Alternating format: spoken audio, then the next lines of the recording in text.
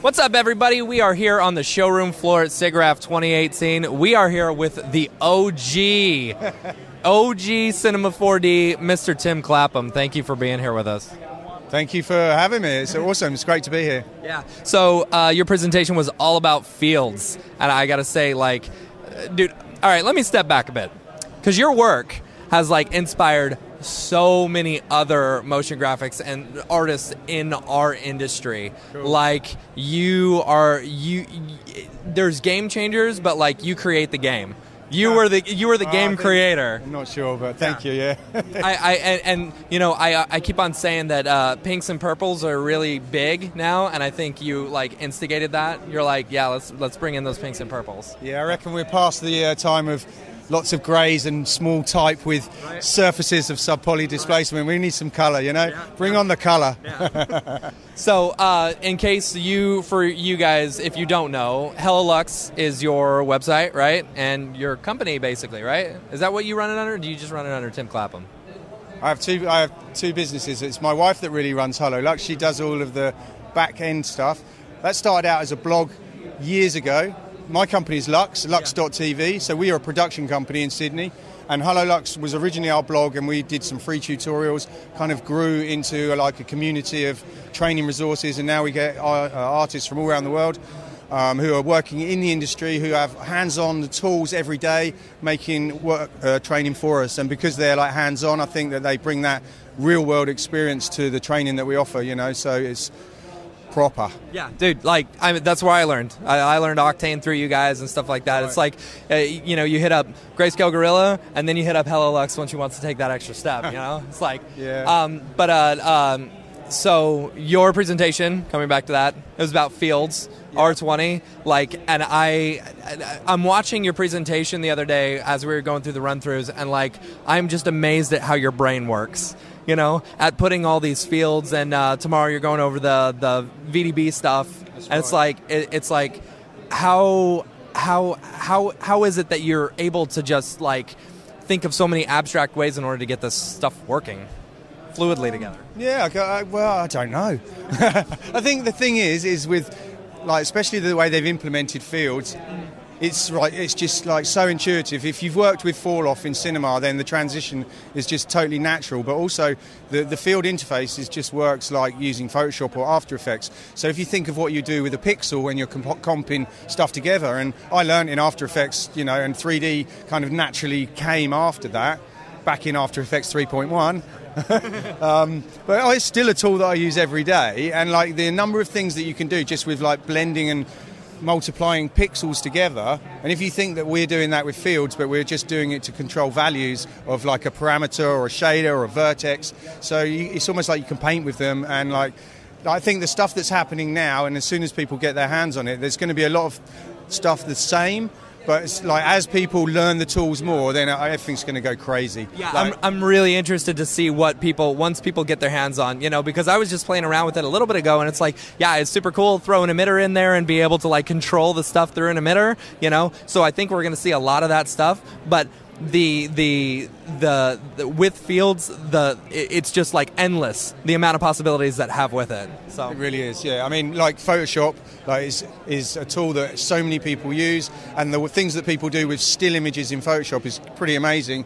And like we have that power plus everything we already had. Yeah. So yeah, it's just going to go crazy. And like the field system is so intuitive, it's awesome. The integration with OpenVDB as well, it's just like boom. Like, it's just going to be mad. I mean, I think the implementation as well is just so solid that Maxon have built this. It's almost like it's a new data unification system. So that instead of having all these separate things, now it's like it's almost nodal in the background, like the evolution of cinema. It feels like it's evolving, and you can see where they're going with it, and you know there's a huge amount of possibility in the future with it. Yeah, totally. So let's talk Sydney Opera House. You helped out on the big projection mapping at the Sydney Opera House. Dude, I gotta say that was killer. That was absolutely killer. Like who else did you work? You worked with was it Rich Nosworthy? Or, Rich Nosworthy. He worked on one of the shots, and Twisted Polly. He worked on one of the shots. They work remotely. Yeah. Rich is in New Zealand. Twisted Polly's in. His name's Nate Polevsek, but everyone calls him Twisted Polly because it's easier. He's in Slovenia. Okay. But they didn't We got commissioned to do 9.5 minutes of it. Okay. They didn't work on the shots that were part of our section. They worked with another company, Spin Effects. But there's a few guys that pulled out, so I grabbed Rich and Nate and got them to come in and fill the gap where we'd lost a few artists on the job. I worked mostly with a guy called Mike Tossetto. He runs a studio called Never Sit Still.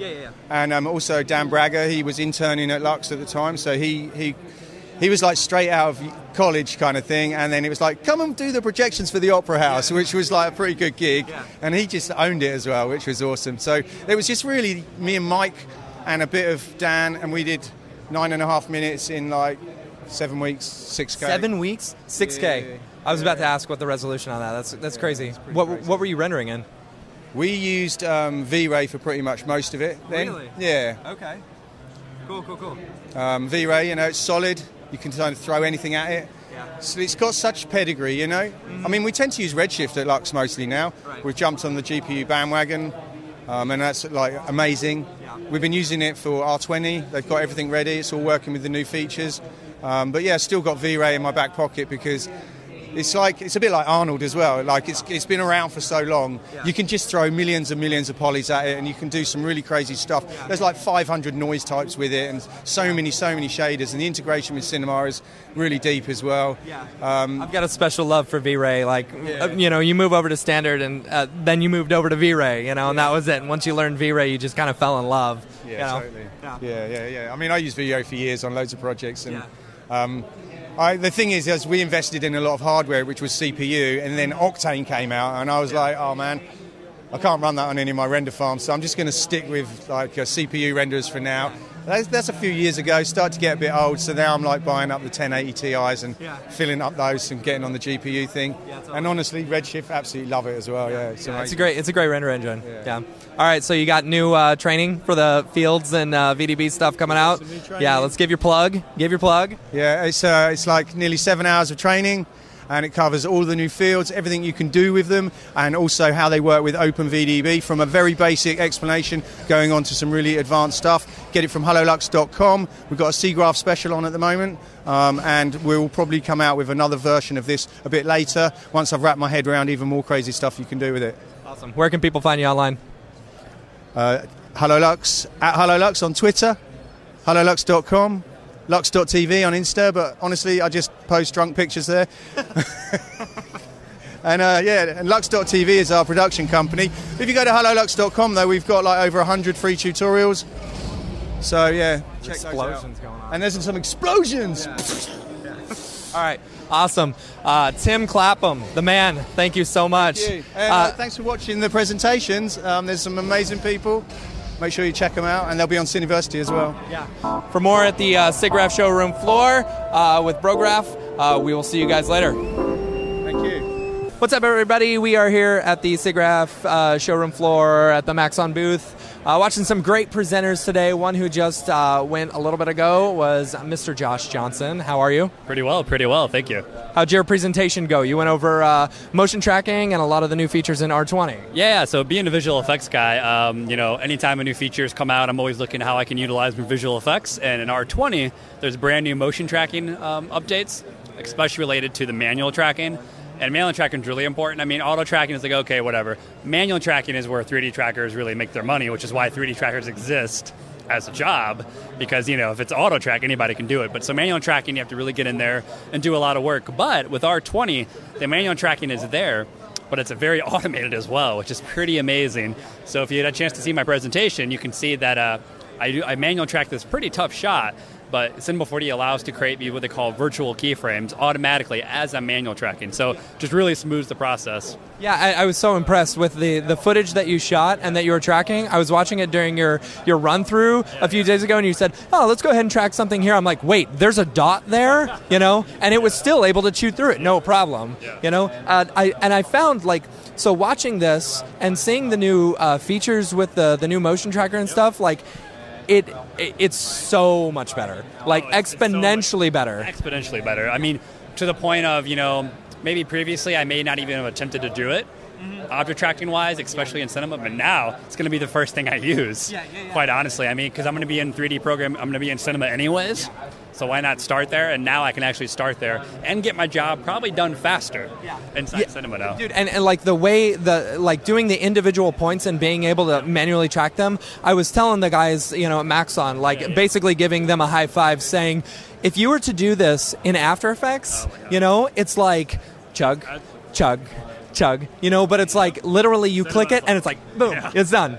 You know, before I even say a word, it was tracked. I was like, what? Yeah, seriously. And so the addition of the little screen where you can actually see it close up, that's a huge, fantastic thing. It's something that very similar to Mocha, you know. Yeah, so in addition to like the features for manual tracking, there's a whole new layout in R20 for motion tracking specifically, and that they'll really utilize manual tracking. And so that actually, for me, takes it to a level of actually like a standalone 3D tracker like Synthize is what I use a lot. So that actually brings it to an area where I feel like I'm using a completely standalone professional level 3D tracker right inside of cinema. Yeah, and it's awesome because then you don't have to export out the camera and bring it back in and all that other stuff. It's great. So another thing you went over was some of the new Olympic stuff. You want to talk a little bit about that? Yeah, definitely. So some of the Olympic files, the features we see now is, one, you can actually export selected as Olympic. So inside your file, if you have some stuff going on, maybe a clone or some crazy stuff happening, you can right-click on that and just export that, bake it out, and replace it so it comes back into your scene without you having to go find it and import it. Killer feature. Just really streamlines workflows. And on top of that, if you're working in, say, a different program, or if you did a different simulation inside Cinema 4D in a different file, you baked it out in Olympic, brought it into your scene, you can actually retime the Olympic file now, which is really amazing. So you can retime it by percent, and there's also an F curve, so you can get real precise of how you want to retime the footage, or retime the Olympic file, I should say. Yeah, well, it's great. It's like, okay, I'm going to create all this cool MoGraphy stuff, and then I'm going to export it out as an Olympic so that it plays a little bit smoother. I don't like how fast that goes. I'm going to retime it, and you don't have to go back and do it all again. You can just do it right in there in real time, basically, too. So it's really, really helpful. And then the other feature I talked about that relates to me visual effects-wise, but I think it relates to motion designers, really everybody, is the new multi-instance feature in R20. So, you know, related to like the cloner object or an instance object, where now we can clone literally millions of objects and switch to different parameters and really not have much of a viewport slowdown whatsoever. In your scene, you had a whole bunch of trees, and you went through and did the multi-instance. How many polygons were there? So in one of the renders I showed, there was actually 3 million trees, and each tree was 700,000 polygons. So if I do some math, which I'm not good at, roughly it's over 400 billion polygons that, you know, Cinema 4D chewed, no problem. You need some exponentials for that. Yeah, exactly. Okay, so doing a lot of VFX, you know, in your work. One that I love of some of your work that you helped out. It was the David Lewandowski. Was it Time for Sushi? Yeah, and you also helped out on the one right before that, the second one, which was Late for Meeting. Yeah. What was like? What now? Did he like throw this out to you and say, "Hey, I'm going to do another one of these. Do you want to help out?" Yeah, pretty much. So I've worked with David on several projects, like a Flying Lotus music video, another music video, some tracking on that, and some simulation stuff. So, you know, we're usually, you know, we're always in contact. We're good friends. And so, yeah, after he told me he was doing another one, I was like, whoa, it's going to be crazy. And sure enough, it is super crazy, but it's awesome. So on the third one, all I did was 3D tracking. Tracking, motion tracking. But so I tracked like 4 shots, some pretty difficult ones. But it was a lot of fun. It's one of my favorites. That's great. So, okay, cool. Where can people find you online? Yeah, you can find me at vfxdaily.com is my website. Twitter, VFXDaily, Instagram, JoshVFX. Awesome. Thank you so much, sir. Thank you. All right, so from the Maxon showroom floor, Siggraph 2018, stick around for more videos coming up next. What's up, everybody? This is Dave coming at you from the Siggraph 2018 show floor. I'm here with Dean Geffen, and So we've got an animation of yours going here on the screen back here from your presentation. Tell everybody what your presentation was about. It was taken from an example from a project I did last year, just using spline dynamics and sort of collision and dynamics, and then the hair system applied to that, so you can sort of get some intricate animations and sort of a bit of realism just by cranking up those hair numbers, and just some tips and tricks that I learned in that process. And start to finish, modeling and going through to the end. Yeah. And what are you working on right now? Anything cool you've got in the works? Actually, we've got a grant at the moment, so we're getting to sort of explore some R&D stuff, which is exciting. We're taking what I traditionally know in motion design and pre-rendered, and taking a certain amount of that information and taking it into Unreal and Touch Designer and these real-time render engines, and then connecting them up to sensors like the Connect and Leap Motion. And what we're hoping to do is give audience interactions so that it can be pretty experimental but still have that sort of motion design look that I like. And then on top of that, we're hoping to connect data to it. So it's sort of like data visualizations, but we're hoping to get a bit more of a connection to the artwork and use those data samples in interesting ways that they can evolve when the data evolves. And it will always be changing and adapting. So we're in the R&D phase at the moment, but we are having some fun and exploring some stuff there. Yeah. And I think I heard you say you did some projection mapping stuff. Is that right? Yeah, last year or the year before, I've done a bunch in the past, but we were doing some stuff with Kia where we did some projection mappings and wrapped it all around the Kia cars, and that was for a launch of their new series. I can't even remember what car it was now, sorry.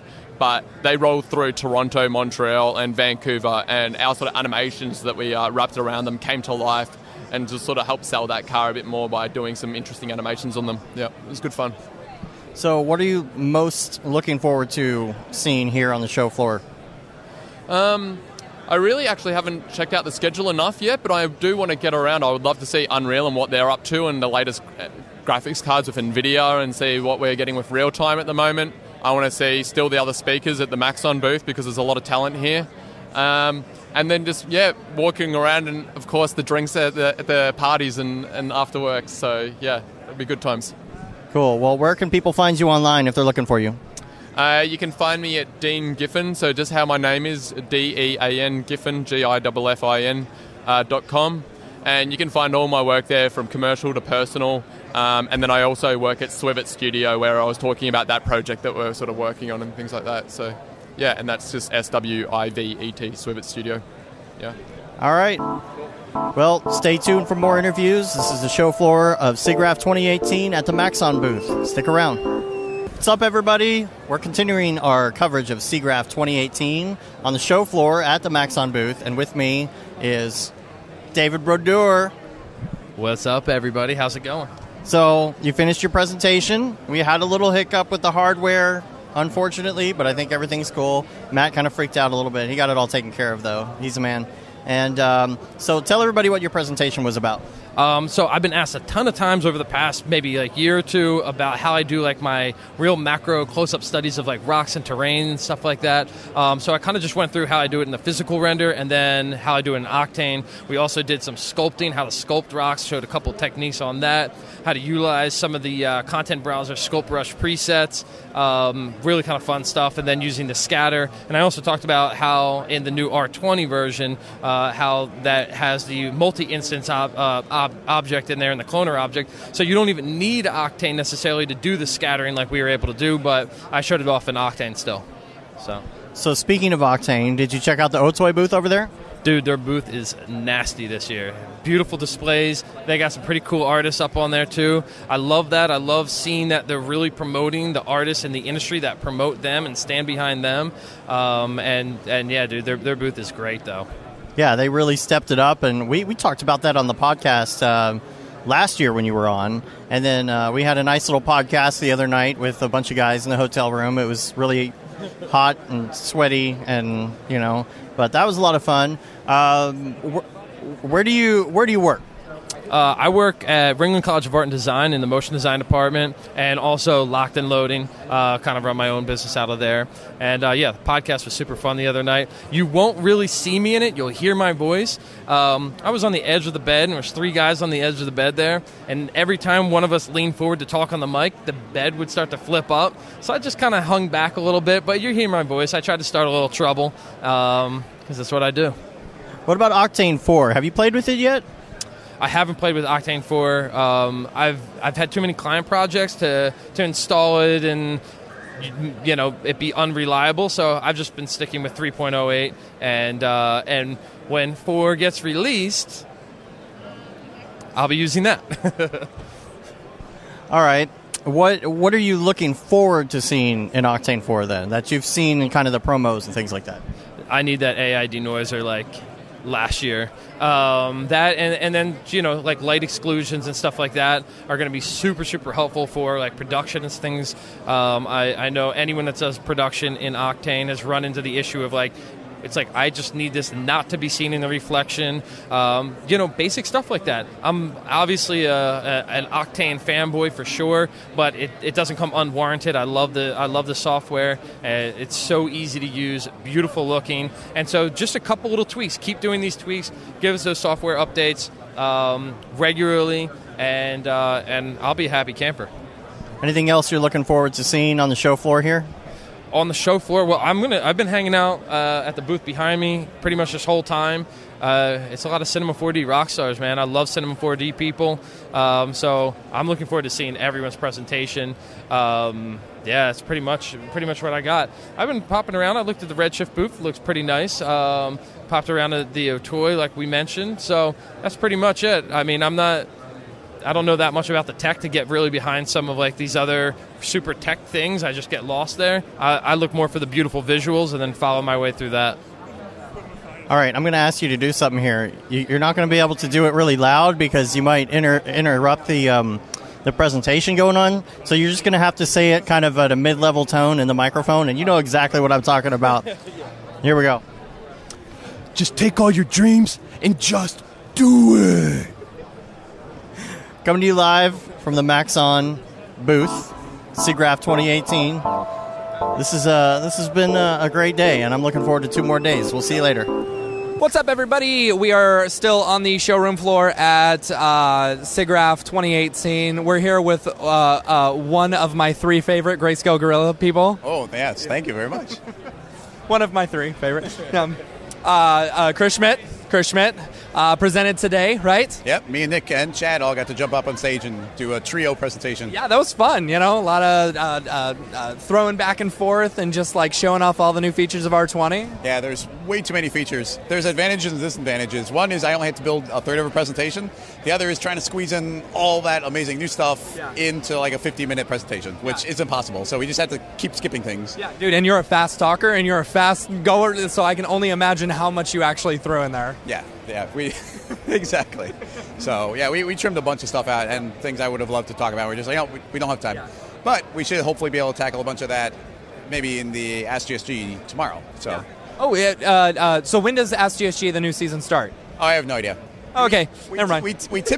Well, tomorrow we're doing a AskGSG on the stage, but then AskGSG we usually kind of follow the school year thing. So when like all the kids go back to school, we very soon after that start the season. That's smart, so the kids can watch, you guys while they're in school. Yeah, exactly. So it works. No one's going to watch anything during the summer, right? Yeah.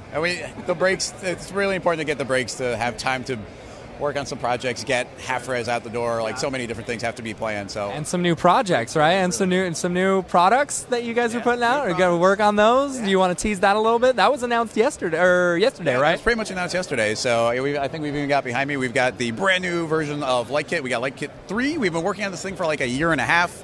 Complete overhaul. It's like 13,000 lines of code, like tons of different lights, all the old stuff you loved about LightKit, and tons of new stuff. It's kind of insane. We get the new browser, works with Octane and Arnold and Redshift, as well as physical and standard, of course. So we've been working really hard on it, and it's pretty much ready to go. So we're just waiting for Siggraph to wrap up, and we're going to be talking about it all the time.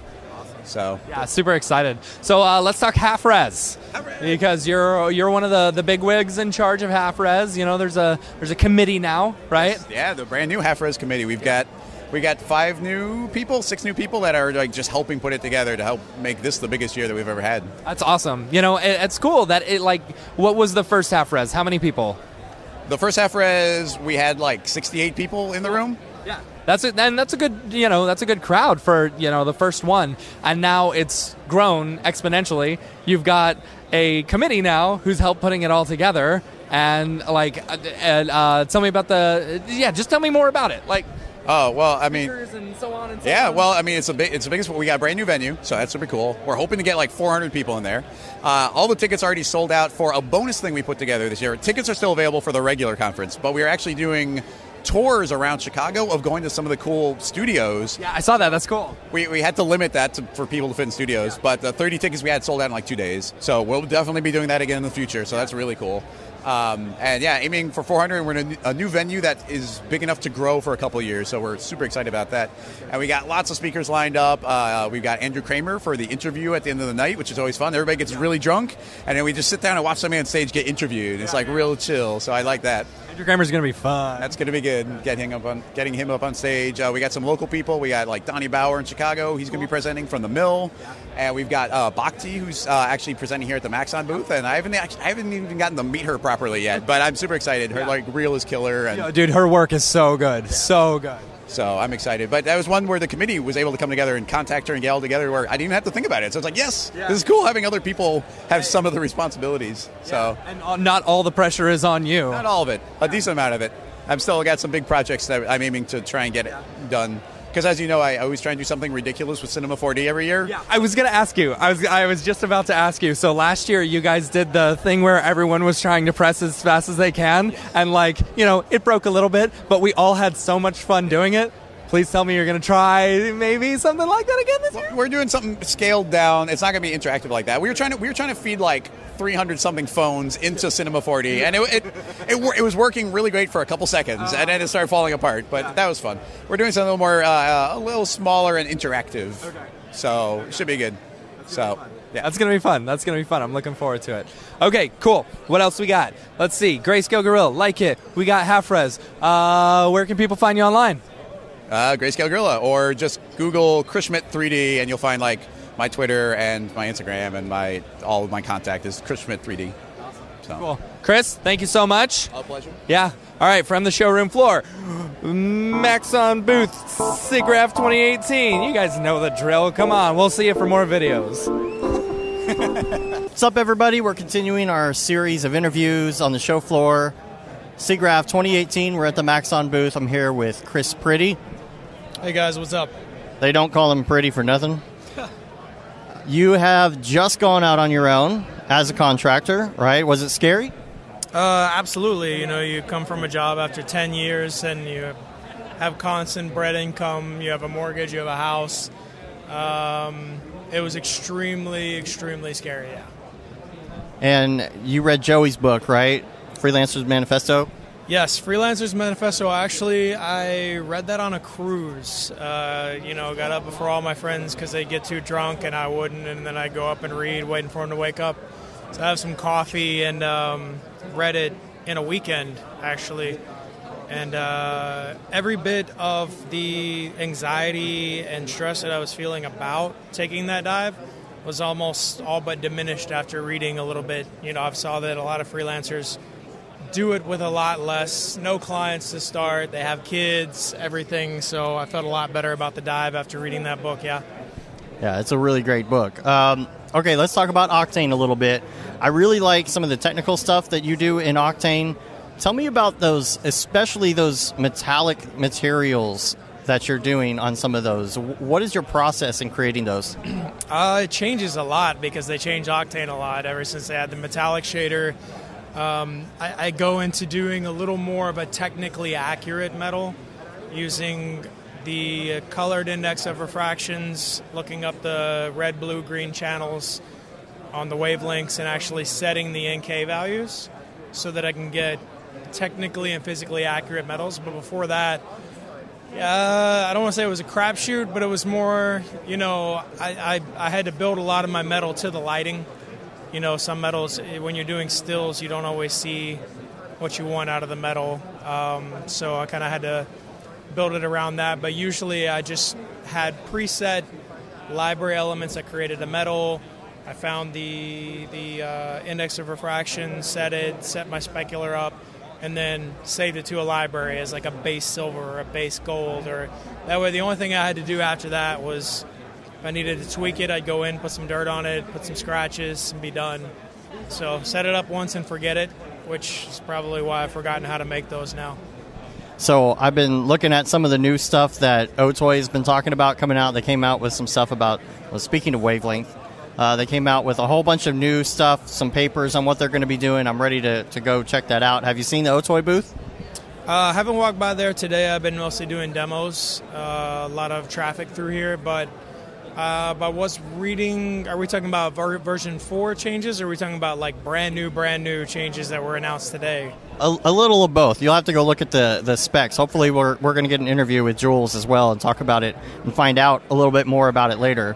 Yeah, I did notice that they were diving a little bit into the RTX, and they were excited about the new NVIDIA announcements and how that's going to actually bump the speeds up by 6 to 8 times, which is super exciting. I mean, who doesn't want to render faster? I'm building a new computer right now, so I'm like, okay, maybe I want to get one of those cards.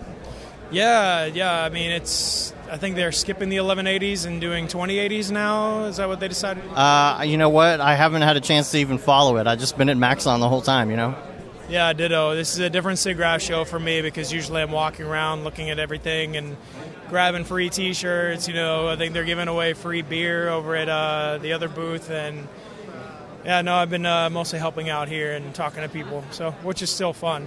I really like your Halo shot that you did with the... what's the name of the vehicle? Oh, the Warthog. Yeah, thank you. That's my favorite level that it was in, by the way. So what was that for? That was actually for Revell. They make physical models. They use like snap-type models and glue models and stuff you can put together. And this was one of their more popular ones, and they needed some kind of video shot for that. So we worked in conjunction closely with Microsoft for licensing things, and Microsoft, they wanted to be involved in every step of the process because they didn't want to tie something terrible to their name, you know, or their brand. But they gave us a level to kind of build out. They said they wanted to look like this level, so we kind of just took an area of that and built it in Substance Painter. And it turned out quite well. So, you know, we were very happy with the way that turned out. Cool. So tell everybody where they can find you online if they want to check out your work. Oh, yeah. So 5'10" Giant, and you can look at my butt if you want. But so you can find me on there. We just redid the website, and we do a lot of industrial, technical, stylized animation, stills, product visions, just so many different things. It's hard for me to keep up or, you know, retain any information in my brain anymore. But yeah, you can find me at 510giant.com. I think I have an Instagram, maybe. I don't know. I don't get into social media like too terribly often. So. All right. Well, that wraps it up. We're going to have a bunch more interviews coming at you from the show floor. Siggraph 2018, the Maxon booth. Chris Pretty, check him out. He's awesome. We'll see you later. What's up, everyone? It's the end of day one at Siggraph 2018. Brandon Parveen, just finished up your presentation. Yeah. So, your last one present today. Really good, going over some really awesome stuff, dude. The style that you guys are working with and the way you're working around it is absolutely killer. It's really appreciated. It's fun. It's all an experiment. Yeah. You know, and we're learning as we go. And we're actually really excited. We've been working on this thing basically isolated for the better part of a year, and it's just now starting to get out there. So this is like one of our first pieces of feedback we've actually even gotten. You know, we didn't know when we did this if people are going to hate this. So it's nice to see some positive feedback, and people are actually like kind of caring about the thought process that we're going through and how we're doing this. Yeah. And so for those who didn't see the presentation, you're working with the company that did like Waking Life and Scanner Darkly, correct? So we're working with Art Belly, which is this gentleman, Michael Garza, who kind of leads the team. And he has kind of a small Austin and LA contingent that are doing the rotomation for the lead characters. And then our job is to kind of fill in all backgrounds and basically anything else that's not a person standing on a set. we have to make. You know, but it's their job to kind of hit like the core characters that are shot on set. And it's cool. Like you're talking about in your talk that, like, you know, you've really got to match this style. You know, they're doing the roto work, and it's very colorful. It's bright colors. You know, harsh shadows and stuff like that. And if you've seen, for those out there who've seen Waking Life or A Scanner Darkly, they were shooting everything. They didn't add. I mean, they added weird stuff in there at times, but they were actually rotoing the backgrounds as well. Right. This, you're actually recreating those backgrounds. That's the thing, and that's actually a big point. It's why Brandon and BMO were brought on to to help out with this thing, is because that was not a sustainable workflow. I mean, it's fine for an art project or for an art house film, but this is a TV show and it has a budget. And there's an air date, and so we're here to kind of help be a rocket booster, and also help kind of elevate what everyone's up to. Like, our job is to make the roto look cool, and to make the show interesting, and to give someone something that would be a little maybe too taxing for roto artists to be able to have to sit there and do when we have 6 minutes of content each episode to try to be hitting. Yeah. And I saw, is the only stuff that's rotoed are just the actors, or are they doing other things? Because I saw a lot of like MoGraphy kind of stuff in there. So yeah, it's all us. I mean, every now and then we'll feed them an asset or an element. Like we had a bug girl that we had to go and kind of track on kind of a cockroach face on using Cinema's object tracker, and track that on, then hand that over to the team so they could draw the bug face thing going on. But by and large, their focus is the character, and just make that look good, because we have a whole language of how they draw those characters. Sometimes it's a hard light. You know, we have a whole bunch of different vernacular that we use of how they need to be drawing this stuff. So they have their hands full on just doing that alone, let alone everything else that's going to go into it. How long? So I'm assuming you guys get these. Do you ever get like style frames from them? Okay, this is where we're going to start. Because I'm assuming that the roto work from them is like extensive. You know, it takes a long time. It takes a hot minute. We're starting to tighten up that workflow where we're being able to call out kind of look styles, and every single time that we make a new look, we have a new poster frame, and now we have a new piece of visual vernacular that we can, as two groups, communicate with, where we can call this card and say, yo, this look for this next scene coming up. That's right. And then we're starting to do more test shots and things like that, so that way my team and I can kind of go through and make sure that like what we're building is going to vibe with that. You know, because again, you're trying to it's weird. It's like juggling with two people who don't see each other. Mm-hmm. You know, and you got to hope that it lands. Yeah, and it does. It does really well. So here's something that's interesting. You know, in your talk, you talked about, you know, using most people out there right now are like photorealism. You know, you got Octane, you got Redshift, but you know, you were saying at dinner the other night, you're like, yeah, we're in vanilla Cinema 4D. You know, and watching this, it's like it's very cool. It's those very luminant, you know, materials and stuff like that, harsh shadows and great stuff like that. It's design driven. And it's because ultimately there's a design aspect to what the roto team is giving you. And so what I was kind of focusing on with the talk, where it's like, we don't have the nicety of having GI to just help smooth over the scene. Because here's the thing, for a lot of us who started, you know, even in the, you know, I mean, I started cinema, it was like 2012, 2013, something like that. And like, that was back in the day of doing GI, right? We didn't have a GPU rendering. So it's like it was so cool to have full GI and to have like all these rough reflections and 3 bounces of illumination and all these things. Like, you couldn't do that coming as an After Effects artist, right? And so we all start chasing this thing.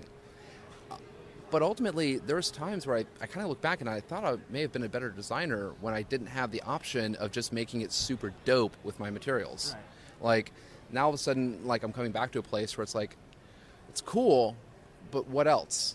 Like, where's, you know, I'm finding myself going back to like my painting roots and my drawing roots of like, you know, I look at James Jean and I look at, you know, we talk about Mike Mignola and these different people, like they're creating really cool stuff that feels different. You know, we look at, you know, we're not chasing a lot of the studios the same way we used to. Now we look at like places like Golden Wolf, who are insane what they're doing, like, and it's such a fresh flavor. And you're even seeing that now starting to pop over to other shops where, you know, shops that have been known for a certain style are starting to pivot a little bit over to something else. Yeah. And that we're excited by. Yeah. Like, that design-driven approach is much more exciting for us. Yeah, and I think you know, our industry as a whole is definitely like you find.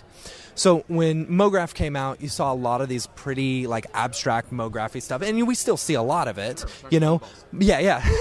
But you know, I have found that the pieces that I really fall in love with are the ones where you get who are following design principles and just getting their color right, and like that is something that makes you feel something. Yes, exactly. Yeah, that. I mean, all these years later, I still go back when people ask me what my favorite kind of MoGraph piece was. It was Psyop's Haiku that they did for MTVU, I think it was. It was a black and white piece back in the day, and if you want to talk about, you know, the texturing or whatever they've done, like it was so elegant. In that, it felt like a visual haiku. You could feel the poetry and what they were doing there, and it was a really special piece for me. And to this day, I still think that very few things have that same level of soulfulness. Like we talk about this, like this ghost to something that makes you feel a little something. I think I'm with a group of guys right now that I'm really fortunate. We are trying to get you to feel something. Yeah. And love it or hate it, just feel something. Yeah. And if you don't feel something, then that's where we failed. Brandon, where can people find you online? So you can find me, my website's alchem.tv. You can find me at bparveeni on Twitter, b_Parveeni on Instagram. Might be flopped. Or you can check out what I'm doing with BMO over at bmo.tv. Awesome. Thank you so much, brother. Thank you. All right, stick around for day 2 of Siggraph 2018 on the showroom floor. Later, guys. What's up, everybody? We're here on the showroom floor of Siggraph 2018 of the Maxon booth. We are here with Bhakti Patel. She just presented a little bit ago. How did it go? Went pretty well. Cinema 4D is like a really easy software to use, so it wasn't too difficult to show off. Yeah, it was cool. Like the stuff that you were showing off for the American Horror Story, the snake thing. Yeah. It's like, yeah, you were even talking about the snake and how you made the snake, and it was just like basically an extruded, you know, cube or whatever, you know. But like you were able to make that look super realistic. Like it was way sick the way you did it. Oh, thanks. There's like a lot of different softwares and renders that you can use, like Octane or Redshift and things like that.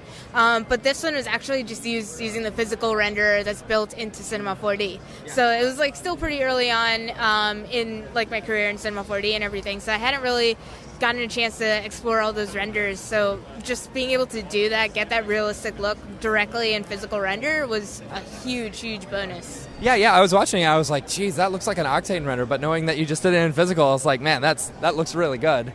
So you've worked many big names. You've worked for a lot of big name companies, and currently you're working at Facebook, correct?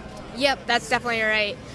It's been kind of crazy, like just the last 3-year journey that I've been through, working on motion design, like for commercials, teasers, trailers, titles, UI design for like films, AR and VR experiences, and a lot of just general experiential design projects. But it's been pretty cool just being able to use like the same software throughout all of it. You know, it's just the actual like mode or the physical element of it just changes, but it's the same engine running through everything. That's awesome. Yeah, I love I've always thought the ease of use with Cinema 4D is like just makes things so much easier to use. The ease of use, whatever. You know, and it's like I don't know. It's great. It's a great software, especially R20. You should check it out. Anyway, so what is some of the stuff that you're kind of working on at Facebook? You know, because when people see Facebook, they think, oh, it's a social network. They don't realize that, you know, I've said this in the past, that look around you and you don't notice that there's motion graphics everywhere, you know? And so, like, when people think of Facebook, they think, oh, you know, just scrolling through a feed, seeing what your friends are up to. But no, there's so much more to that. Yeah. You'll find motion design just about everywhere you look. Now that everybody's carrying around a cell phone, literally every element on your phone is somehow designed or animated in a way that requires motion design knowledge. One of the really cool things within just the Facebook app is using the camera. So if you're in the app and you just swipe, and you'll get into the camera, and there's all these different like face filters and things like that, all these different effects and things that you can apply, and that's like one of the really interesting ways that I've used Cinema 4D is to create effects like that. That's awesome. So there's a few other speaking engagements coming up. I don't know if we're going to say it, so if not, I'm going to cut it right here, but you're actually presenting at HAFRES coming up? Yep, I'm presenting at Half Res September 12th in Chicago. Definitely worth coming out to if you want to. And that's kind of where I'll be really talking about like the creative process and how I've been working on all these different projects and things like that. What's really great is like you understand the what you're getting here are like the technical elements of Cinema 4D, how we create these really, really interesting things using the software. And what I'll talk about a little bit more is the creative side. So how do you think about all those things before or while you're even in the software as well? That's awesome. Where can people find you online? www.bhaktipatel.com. Simple as that. Awesome. Okay, thank you so much. From the Siggraph floor at the Maxon booth 2018. Stick around for more videos. Thank you. What's up, everybody? Reporting to you from the Maxon booth at Siggraph 2018 with Alan John from Defiant Lobster Games. You'll just both finished a dual presentation together, which is what Matt and I are going to be doing tomorrow. It's been a long couple days. I got to say, I'm very grateful for the fact that you went and got me an espresso shot earlier, or otherwise I might not be awake right now. So thanks for that. So first of all, let's talk about what your presentation was about today. Okay. Well, we at Defiant Lobster Games have created tutorials under the flag of Game Dev HQ. And the idea is that it's your Indian advantage, and did I say India advantage? India advantage, and we want to push the game development pipeline for indie developers using Cinema 4D and Unity. We don't want to go outside of Cinema 4D. We know as a product, it is fantastic. It doesn't do the sculpting, the baking, the UV mapping, the rigging, the body paint, everything. You could pretty much do everything inside of it. So our presentation was to show off how we could build a video game character in Cinema 4D and bring it into Unity and actually have it interact with the environment. So for our presentation, we simply started off with, a start-off sculpting, a start-off base geometry, and then we painted it, we sculpted it, we brought it polygons back down, placed it in a normal channel, we rigged it and animated it, and then we exported it down into Unity. And then with a couple quick built-in little components, we were able to actually have that character run through its entire scene, able to run up to a box which was fractured in MoGraph using the MoGraph fracture tool, and actually break it in an interactive and real-time experience. So tell me a little bit about what you do as far as your site with your community and learning Unity and all of that. Yeah, absolutely. So we run a community of over 30,000 active members and growing on Game Dev HQ. We have students from over 152 different countries, and we provide them with a community dedicated to the success of indie game developers. So we have everything from monthly game jams to weekly challenges to live AMAs with industry experts that will tell you about what it takes to get into that role, as well as the opportunity for dev blogs, portfolio hosting, and everything in between of what a developer needs to get a job in this industry. So our courses are very career focused. So we teach game development in Unity as a gateway to an interactive career in software engineering. So you can make games, or you can go to automotive, to the AI industry, all the way to film and interactive content. And then went through Al's courses, we're teaching game art pipeline, but then you can also take that same tool and knowledge and apply it to the commercial film VFX industry. So what's the name of your game that just came out? We created a game called Dungeon Escape. And Dungeon Escape is a 2D platform adventure game. You can download it on Android and iOS at this point in time. And it is a fantastic proof of concept. A lot of times you'll hear people saying, I could show you this, I could show you how to do this. They'll put these beautiful thumbnails on their tutorials, and you actually click the link, and it's a bunch of cubes running into each other with some bloated script that doesn't work. We don't believe in that. What you see is what you get. So we created this game to show what can be done in Unity and in Cinema 4D.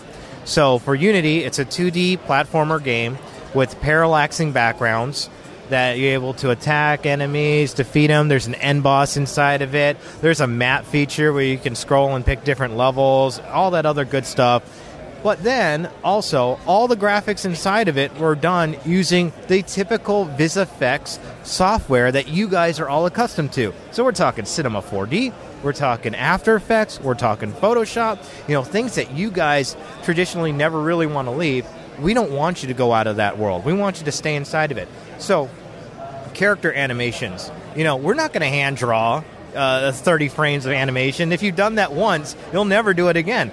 We do that using Cinema 4D. We rig our characters in there. We render them out. Environments. I don't want to draw rocks and build platforms on that. I want to render it once and then create a tile map and paint my entire level in just free-handed and just enjoy the experience. And that's exactly what we did, is we created this 2D game as a proof of concept to show everyone, hey, this is what you can build, taking our courses, and then we link inside of it where the courses are so you can easily download them with a massive discount code, taking it, of course, from Udemy from like $200 down to like $10. So it's like a 95% reduction on everything. And really, in the end, what our true belief is this.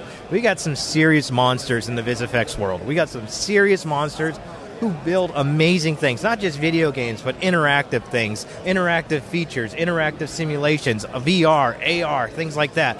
You guys are amazing. You guys are the ones that are the artists that take a tool that is very complicated and make it look simple, make it look like it does things it shouldn't do.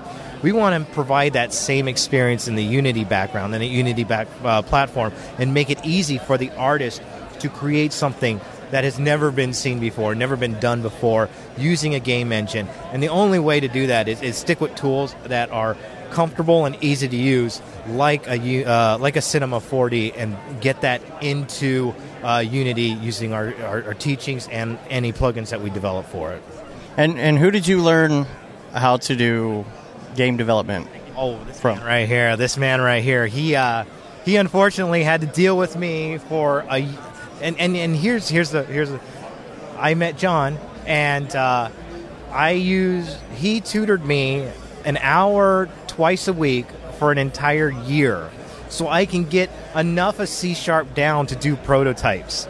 This is how complicated scripting can be. There's a lot of time and dedication into it. But yeah, that's exactly how I met it. John is one of those fantastic people that, you hear about those like geniuses and you're like, okay, I'm going to tell this story because I love telling this story every single time. John's like, stop it, Al. So John is a self-taught engineer, and he ended up writing a ton of stuff for Unity back when Unity was like in the 2.0 area. That was before they had like years attached to it. And he was working for Adult Swim doing Rick and Morty stuff, and he was doing stuff for Cartoon Network and games like that. And he's got to tell you some of his Cartoon Network games that he had to build. But they were saying, hey, you need to go get your degree. You need to get your 4-year degree in programming. And this guy's self-taught. So he ends up going to his first class about the fundamentals of C# or C++. He sits through it painfully, and then he goes and hands the professor at 19 the book he published about how to program in C#. And then you basically got the whole thing cleared off and went from there. You just had to pay the fee and you're done. So you're like, I literally wrote the book on this. Can I please go? Literally, they're teaching Unity from like educational content that probably I wrote. And I was just like, here's my book. And the Art Institute gave me a bunch of proficiency credits, and I was out of there. Nice. So how long have you been doing this then? How many years? 9 years now in Unity. Okay, so if people want to find you online, where can they find you? Yeah, so you can find us online at gamedevhq.com. We have an active community of over 30,000 students across the world, and that's how you can stay in touch. Also on Twitter and social at gamedevhq. All right. And do you have any other Twitter handles if people want to find your other work online? Yeah, if they want to find my work, they can go on to renderready.com and take a look at some of the stuff down there, or renderready on Twitter. Cool. All right. Well, we appreciate you. Check out Defiant Lobster Games as well. Of course. We put out a brand new video game element, a brand new set of levels, a brand new plugins, or buy the course, or any new games that we develop. Check us out on there as well. So Game Dev HQ and Defiant Lobster Games. I'm a member of your Facebook page. My man, I love it. You're getting another espresso tomorrow. Yes, that's awesome. All right, well, we're going to get going from the show floor of Siggraph 2018. We're out. Bye. What's up, everybody? This is day 2 at the Maxon booth, Siggraph 2018. I'm here with Brandon Clements of Glass Hand Studios, and you have just been a kid in a candy store today, and yesterday, and tomorrow, and so there's so much we're going to talk about, so much we want to talk about, but there's only so much we can talk about right now. So we decided on 3 things we're going to talk about. Number 1 is Arnold GPU. Yes, Arnold GPU. We didn't think it was coming so soon. Actually, I had heard a lot of people talk about it. We knew it was going to come. We knew we wanted to have, perfect switch from CPU to GPU. We wanted pixel perfect matching on, any scene with any kind of assets that were going through the pipeline. So I guess I can finally say, and everyone can finally be relieved, that everything looks amazing with it. I sat through a talk yesterday that was sponsored by NVIDIA. There was 5 different developers, and they went into deep detail about NVIDIA's optics. So first of all, optics, probably as most people have understood or heard about it, is a denoiser. So optics denoiser is actually a batch denoiser that happens later on after you render your image, and that can take minutes to clean up. Well, actually, there's 3 different types of denoisers. There's a real-time, which happens around 16 milliseconds, so it's really quick. And then there's an interactive one that happens around 200 milliseconds. And then there's a batch denoiser that can happen, in minutes, depending on what you want. So that's just one sliver of the entire framework and SDK that optics really is. So what optics is for most people is a framework to actually communicate with this new RTX software, or hardware, sorry, RTX hardware. So what we've been able to do with Arnold is basically leverage all of that framework and actually anticipate through the tensor cores all the different rays that are being fired into the scene using Arnold. And they actually are demonstrating it at the booth with the Infinity War Spider-Man asset. It's a full production asset. The scene is absolutely massive, large textures, UDIMs. So what's happening under the hood is optics is actually compiling the huge shading network that makes up Spider-Man. So we have all these huge resolution textures. We actually got a small screenshot of it from Maya, and it was just this crazy node graph. And optics is able to compile that really quickly and then be able to display it to the RTX hardware so that you can see that with the large frame buffer that can capture all the geometry and all the information in the scene. It's absolutely incredible, and it's something you really have to see for yourself to believe. RTX, man, I'm excited about that. So I'm kind of shopping for graphics cards right now and trying to decide what I want to do. So me as an Octane user, do you think, from what you've seen so far, should I hold out and wait for RTX? That's such a great question, honestly, and I think my friend Joseph Fagian and I have actually asked that a lot to different people around the show. Should we wait? What can we do with current hardware? Can current hardware leverage all this new technology? Can it work and integrate with optics well? And what I personally would want to do is, I know everyone's been in this weird hold for so long, they don't know whether to get new hardware or not. I would probably wait for the GeForce 2080s because I saw an article and I shared it on social media. Don't know how accurate it is, but it looks like we're going to get RTX in the 2080s GeForce cards. So that will probably be a little bit lower barrier of entries in terms of price range. It may have lower specs, but I think for the majority of people using these tools, they're going to have a large enough frame buffer. They're going to have all the 4 processing cores, so you're going to get RT cores, you're going to get the tensor cores, you're going to get CUDA, and then you're going to get everything kind of optics packaged all into that one card. So I would recommend just wait. I know it sucks, but you're going to be sorry because this is only a base level foundation and we're only going to build from here. So you might as well get in with a new framework. And tell us about the Coco scene that you were telling me about earlier. Yeah, so actually this just happened today, and this is just serendipitous. It's part of the magic of Siggraph because, you come here, you get this little badge, and you get this little book, and it tells you what to see. You get the app. So you're trying to, it's just a cluster, really. You're trying to figure out what your schedule and what your day looks like.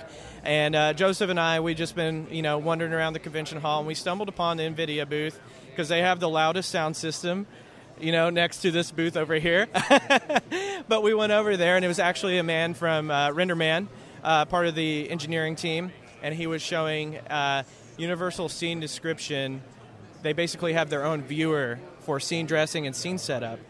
And it was absolutely impressive. It was running on RTX hardware with all the new technology with optics, and it was pseudo real-time path tracing with the Coco set. They only had like one shader on all of it, so it was kind of like clay. But they were talking about how they were actually scouting their scenes in Coco. So like you would have these incredible, massive scenes, and the one we saw was like the subway. If you guys have kind of seen the film, it's like this Grand Central Station looking kind of past where they go from the real world to the death world or whatever. Anyways, it was insane. They were just floating around, and he was like, oh yeah, you can see all this scene dressing in the background. It's not a matte painting, it's not a texture, and he zooms out, and he's like, all of this is unique geometry that their modeling department had put in there, so no instancing. And it was unreal just to see everything and all the technology that they're leveraging at Pixar. Absolutely incredible. All right, well, we're going to let you get back to seeing all this stuff. I'm sure you got plenty more you want to see. I'm hoping, if you'll agree to it, come on the show here in a couple weeks and talk about all the other stuff you saw. Yeah, definitely. Before we started chatting, I was telling these guys I bragged a little bit too much about my notes that I've been taking here at Siggraph, but I would love to just kind of present it in a way that was easily digestible. I know there's a lot of new terminology. Honestly, NVIDIA has invented some new terminology for us to kind of grab a hold of, like gigarrays and talking about tips and all this stuff, so all these numerical values and all these acronyms. And yeah, let's find out an easy way that we can digest what happened at Siggraph 2018, and it'll be a fun show. Totally. So where can people find you online? You can find me on, I guess, YouTube. Probably be the easiest way. You can just type in Glass Hand, and you should stumble across what I'm doing. And then also the website, glasshandstudios.com. All right. Well, thanks a lot. We're going to find a whole bunch more people to interview here on the show floor. Siggraph 2018. We're at the Maxon booth. See you in the next one. What's up, everyone? We are here on the showroom floor, Maxon, the Maxon booth, Siggraph 2018. We're here with Brett Morris from Ranger & Fox. How are you? Very well, thank you. Thank you for having me. You just finished your presentation. What was your presentation over? So we did a little internal project a couple of months ago called Carmageddon. It was just workflow stuff, just looking at how we try and hack cinema to make our lives easier. I got to say, it was very interesting, and you were like an espresso master, right? Still. Oh, whatever. Okay, master always says his I'm apprentice. Yeah. So like. You were able to create these super awesome rigs in order to like basically drive the entire things of roads, right? Yeah, pretty much. It's all about thinking in modular ways and having Espresso being that sort of conduit that allows everything to talk to each other, but also allows you to be really efficient. And I lean on Espresso for that reason. Just work quick, work smart, less amount of mouse button clicks, the more creative you can be. Is there any particular reason that you go through Espresso instead of like, I know you're probably building it for in case there's changes, but if this was an internal project for yourself? Yeah, I think it's sort of just been beaten into me over the years. I think from a very early age, I always considered like all the variables in case clients come back. So my sort of outlook is a little bit of investment on the front end usually yields me more opportunity to be more flexible and malleable based on client feedback. So Carmageddon, it was a self project for you guys, for Ranger & Fox. Why actually go through this and create something? It was beautiful. Don't get me wrong. Yeah. But it's a pretty big project to take on. It is. Yeah, it is. I think we're a young studio. I think you guys know that pain as well. And while it's great to stay busy and have clients, at the same time we're trying to think about the bigger picture and long-term speaking, making sure that we're building a body of work that we want to be known for, opposed to simply just ticking boxes for a client and working to someone else's brand guide. So this is a way for us to take some time out, have some fun, make something that we're proud of, and hopefully, generate new business for the type of work we want to be doing. I like that idea. So basically, and they say, dress the way you want for the job that you want or something. And it's basically what you're doing with this piece. You're like, this is the type of work we want to create. This is what you're doing. Absolutely, 100%. And it allows us to also output the production value, whether it be from a design sense or typography, editorial, 3D, to the level that we want to, because, at the end of the day, not every project turns out the way you like it. So this is our way of having a little bit of control in that end product. Awesome. Where can people find you guys online? So we're rangerandfox.tv. I think we own all of Ranger and Fox, like at symbols. So, really straightforward. My personal Twitter is BMA_Morris, I think. Don't quote me on it. It's something like that. But yeah, just give us a hollow. We're always on the internet. We're in the Slack channels, hovering in the background. But reach out. Awesome. Thanks, man. Thanks a lot. From the floor of Siggraph 2018, stick around for more videos. Thank you. What's up, everyone? We are here for day 2 on the Siggraph 2018 floor. I'm here with the node commander himself, Chad Ashley. How you doing? You had to do it to me. I'm sorry. It's going to be everywhere. It's going to be big. It's going to be huge. I swear to God, I got to be careful every joke we make and everything we say, because I never know what's going to end up a meme or a shirt. It's outrageous. That one's a shirt, dude. Really? You'll see me at Half Reds. It's going to be Node Commander with your face on it. Oh, my gosh. I showed that to my wife, and she was like, is this real? And I'm like, I think so. They might make a shirt. She's laughing her ass off. Yeah, it was great. They're cheap. Shirts are cheap. What I love about this crew. Everybody's just so weird and just like me. Yeah. Everything's a meme. Yeah, everything's a meme. Or an emoji. Or an emoji in our case, yes. All right, so you presented yesterday. You're presenting today again. What are you guys going over? Well, today we're doing AskGSG Live. Oh, sweet. So it's going to be like our regular AskGSG, only instead of just Chris, it's going to be Chris, Nick, and myself. And we're all just going to take audience questions, and also I think we're going to actually get questions from the Slack too, the AskGSGs. So I think there's some way that we're going to be able to mix both in. So that'll be good, and I'm excited to always hear what kind of questions come out, because R20 is so huge. It's been awesome playing with that. So I'm hoping most of the questions are about R20, because that's really what we've been spending our time learning. So yeah, you just feed me a couple questions. I'll be like, excuse me. So what's this R20? Could you explain fields? You got to talk like an old timey reporter. Yeah. No one will know. Yeah, that's great. I love it.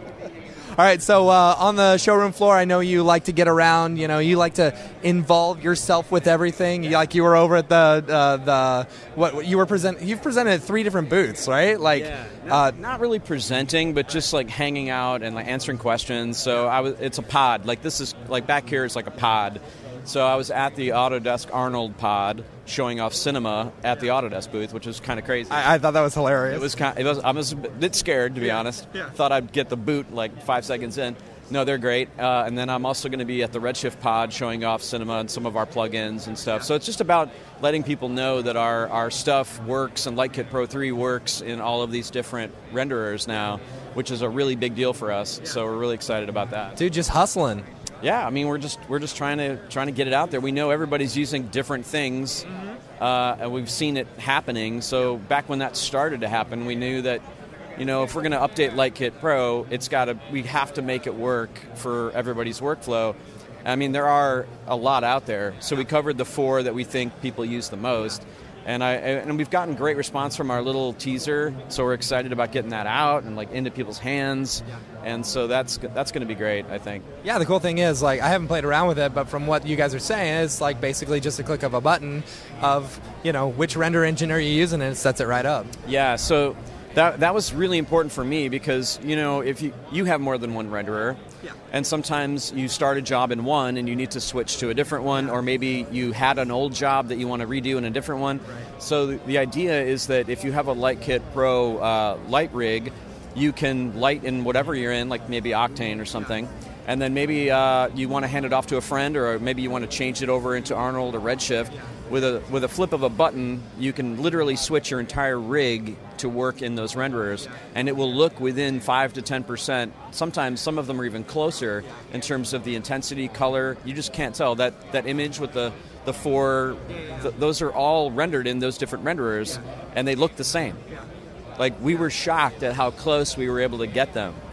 And so that when we did that, we were like, wow, this is cool. Like, I like this. Well, the principles of good lighting, are basically the same throughout whatever engine you're using. Right. Some of them have different ways of handling light fall off, which we had to map out. Some of them have different ways of handling temperature and color and all that sorts of things.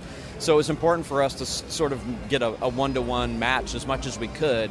I mean, obviously they're not pixel to pixel. You have shaders that you'll have to rebuild, but they're so close that it now allows you to be like, well, I did this one thing in Octane, and my client needs the file, but they have physical. Now you can, if they have LightKit Pro 3, they'll be able to open up the lighting, and it will be a one-to-one match for the most part. See, now you just need to do that for all the materials. And then you say, here you go, guys. Here's the Octane thing. Oh, what? I don't like that. Lights and... That, we're working on that material library, which I've been working on for a while now. I'm trying to get that out, and the hope is to port it over to as many as we have time for, because I've been building them mostly as bitmaps. So that was early on a decision I made because I wanted that flexibility. And there's, bitmaps are universal. Everybody takes them. So, yeah, I'm excited to get those out, and I can't wait to see what artists like yourself do with them. It's going to be great. Awesome. Have you seen anything that you're really excited about on the showroom floor? I haven't been around as much as I'd like to, but I saw some really cool stuff at the Substance Day event showing off Substance Alchemy, or Alchemist, I believe it was called. Really interesting. What is that? I'm not sure. Exactly, but I heard someone saying, "Hey, have you heard of that?" No, I don't know. I think it's like it's another tool in the Substance pipeline for basic, and I might not get it absolutely right, but it's for versioning your substances very quickly. Okay. And they showed a technology that blew my mind, which was they brought in a substance that they had made, like a leather. It had leather with some stitching on it. Yeah. And they were like, okay, let's go into the Create tab. I'm going to pull in a reference image, which they had a reference image of some lava, just from the internet, like a picture of lava. And he dragged it in, and he told the substance I want you to choose the colors for your leather based on this image. And it intelligently brought the black lava to the leather on the black and put bright red stitching where it got the red from the hot lava. And it just was like mind-boggling. I'm like, of course. Yeah. Reference colored images, and like you can choose like what aspect of the image do you want it to pull those reference colors from. Is it from the vibrance, from contrast, whatever? And like I thought about that, and I was like, oh my god, like I want that everywhere. You know what I mean? Like I want to bring reference images in and have it pick the dominant colors for me. Like that's really cool. That's funny. That's kind of like what Final Cut Pro was doing. Final Cut X was trying to do. I don't know who uses Final Cut, but yeah. So it's basically like, you choose a frame and you're like, oh, it looks just like that, right? Yeah. So it's kind of like that, but then you can, I guess, version it out a bunch of times. So like if you have one good leather material, you can go in there and make like 30 based on that one with completely different colors, completely different, and it just was neat. I love that company. I think they're doing really good, interesting stuff. I want to say that I put the bug in you to buy Substance. I was like, dude, this is awesome. All right, cool, sweet, awesome. Let's see, anything else? You're presenting, you're hanging out, you're going to be at the booth. This is just a good old time, right? Yeah, and come by the Redshift booth, and I'll be showing LightKit Pro and like doing that whole thing, and just hanging out. Where can people find you online? Instagram, I'm at Chad_GSG. On Twitter, I'm CGPOV. All right. Stick around for more on the showroom floor. 2018 Siggraph from the Maxon booth. Woo! We're here, Siggraph 2018, and we are on the show floor at the Otoy booth with the man himself, Joel Zorback. Hi. So good to finally see you face-to-face and do this thing in person. So I've got like a million questions. We don't have too much time. Hopefully we can get you on the show pretty soon and talk more in depth on this. But let's talk about, first, the Octane 4 roadmap. Well, release candidate 1 just went out a couple of days ago, so we are now feature complete. And other than having bug reports come in, the things that we haven't found, it's basically going to be the stable release. So we're very shortly going to have Octane 3 replaced by V4, hopefully within a month. But it's going to be very similar to when we had release candidates for 308. There's maybe one or two before we decided this is final. So we're pretty much done with V4, other than things that we haven't found in terms of bugs, but everything's in there. Volumetric denoisers features in there, light linking. We also added compressed textures, which was a cool feature, which can really squeeze things down. And so, yeah, we're also ready now to start looking at the next version of Octane, which we also announced the same day that we put out release candidate 4. All right, so let's talk about these RTX cards, because I'm really excited about this, about Octane Bench, about everything that they can do with Octane. Yeah. So the short answer is that in real-world scenarios, a fully optimized RTX card could be 3 to 8 times faster than basically a Titan V or Pascal card. So it's significant. Right now, there's 3 ways that you can leverage ray tracing hardware on the Turing cards. One is through optics, the other is through Vulkan, and the other is with DirectX.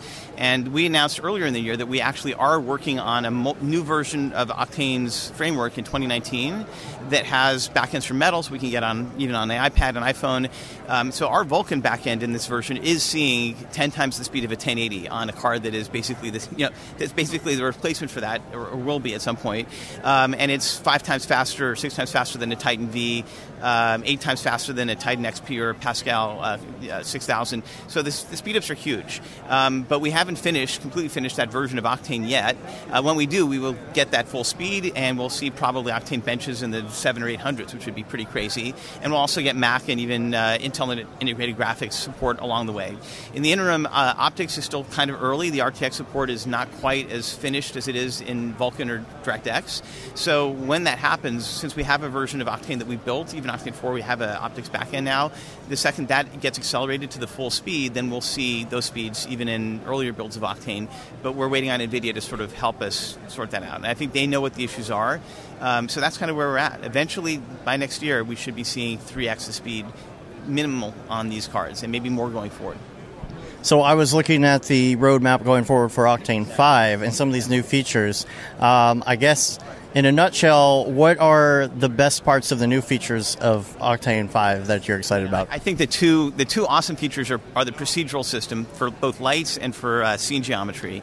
And we wanted to have something that was fun to use. Like, I always wanted to be able to take things like have our textures basically just skip the whole idea of vector displacement and just go right into, we can create and sculpt things in the scene. And the way we did is we have had OSL shaders built into Octane since 3.08, and we extended that to geometry. So you can create fur, you can create spheres, oceans, mountains. You can mess with all that in the node graph, and it's awesome. And there's 0 cost. You don't need to compile that or turn it into triangles. So it can replace a lot of things. It's very powerful, and it's very artist-friendly. The other side of that equation is doing the same thing for lighting. So basically, I think you guys were talking about this on a previous interview that we were doing, where doing portal lights or spotlights even. Those things are not possible with Spectron, which is the procedural lighting system. You can create any sort of spotlight or directional light you want. It's so fast to resolve that, because we know what shape the light's supposed to be, that all the rays gather, and it's basically real time in the viewport. And we have things like directional lighting, barn door lighting. Those things are super fast, and that's before we have even AI Light 2, which is designed to make that resolve faster, and the volumetric denoiser. So the procedural lighting, lighting volumetrics are awesome, as are the procedural geometry functionality. And then also we've added things to basically make the realism of Octane go all the way to what the laws of physics allow. So we added fluorescence, you have polarized lighting, you have basically all these different things that allow you to do, and also layered materials, so you can do really complex substrates. There's a new subsurface scattering system and hair system going into the Octane 5 engine going in Octane 2018, and we're also building denoisers just for hair and skin. Man. Oh, and vertex attributes as well. That's a big, people wanted that for a long time, so that's going into that next release. It'll be out by the end of the year, and we should have a beta soonish. I'm so excited to play with that. I'm going to go take a look on this computer over here. So we're showing at this workstation the very first build of Octane 2018, and it's right now I'd say it's one release away from an XB1, but it's also showing the 2 new procedural systems that we've added to the engine. So the first is Spectron, which is procedural lights. You can see that we can basically control lighting shapes and volumes really fast. And this used to take a long time to get God rays in Octane. Now it's basically 2 seconds. And we're not even turning on the volumetric denoiser. The other thing that we're also showing here is that you have a fractal pattern that is pure OSL. And I can actually change this in the shader. I'm just basically changing the power of the mantle of the fractal, and you can see it's affecting the scene instantly. And there's absolutely no geometry needed for these things, either of these, and it's a really, really, really fantastic system. So these new primitive types are really pretty great. There's also, just the limitations that we don't have anymore are pretty cool. Like this is basically taking just a procedural sphere primitive, and you can mess around with the material, which is what I was showing in that video, where just having a different noise texture and changing it can totally mess with the way that the displaced volume works. This is something that's very hard to do in vector displacement. So any existing texture map can be applied to these procedural materials. And it's not just for doing things like displacement. You can also do things that are Boolean operations and the like. You also have motion blur. So in something like this where we're generating a fractal in motion, which is what we're showing here, when you're moving it around, it increments the time. If we were to change the motion blur or the shutter time, it'll affect the essentially it'll render in with motion blur completely covered in this scenario. And similarly, we can create brand new. I see somebody change the lighting on this. We can basically create things like meta balls, which are totally procedural skinning operations. Super cool. Hair and fur are really straightforward and easy to do. Also with motion blur as well. And it's so changing, for example, the density of this strand primitive is super easy, and it's awesome, and it's completely procedural. So there's 0 triangles used in this for this. Same thing with this water simulation. It's using 0 primitives, and anything that we can also do really good foam shaders now. We're just experimenting with also feeding attributes from the procedural geometry back into the system. So it's still early, but it's really, really cool, and it's looking pretty good. So we're very excited to have all these pieces up and running. So we really appreciate you being on the Facebook group and everything, and being involved with like the community, because we all love Octane so much. And so if people want to find you online, how can they get a hold of you? I'm always on Facebook. I love being part of the Facebook group. It's actually, I think we have 25,000 people in it now. It's awesome. And I love being part of it. I mean, I'm always available there whenever I can to answer questions and to help people out. We also have, of course, our forums, but Facebook's been a really great, these Facebook groups have been a really great way of gathering a lot of collective knowledge together, and I love participating there. So that's all. I'm always available on that Facebook group, and anyone can reach me anytime. All right, again, from the Siggraph 2018 show floor, just stay tuned. We're going to have a whole bunch more interviews. We'll talk to you later. What's up? This is Dave. We're on the show floor at the Maxon booth, Siggraph 2018, with Marty Romances, the co-founder of Territory Studios. And what is your presentation about here at the Maxon booth? I wanted to talk a little bit more about how to produce some of the graphics that we produce at Territory. You don't need sometimes to be one of these megalords of Cinema 4D. With some very simple, easy steps, you can get to use it as a tool for the designer. Maybe less, my approach was less from the very technical and 3D artists, heavy lifting scenes, but more from how Cinema 4D can be used as a tool no matter what industry you're at, or no matter what craft you're doing. If you're an illustrator, or even if you're a 2D animator, I'm telling you that Cinema 4D can help a lot, and so many other things.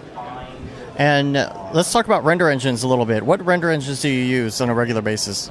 It's funny because early days, before all of these new render engines that we have now, Octane, Redshift, Arnold, where we were rendering things that we were playing on set, we were achieving very, very intricate looks by rendering without any of those render engines, lots of different layers from the out-of-the-box software. Some wireframes with the cell render, point clouds with the hair render, Fresnel, inverted Fresnels, X-rays, glass, and combining all of this into the compositing software was very powerful, because also it was allowing us to do changes thanks to object buffers without having to re-render everything else again.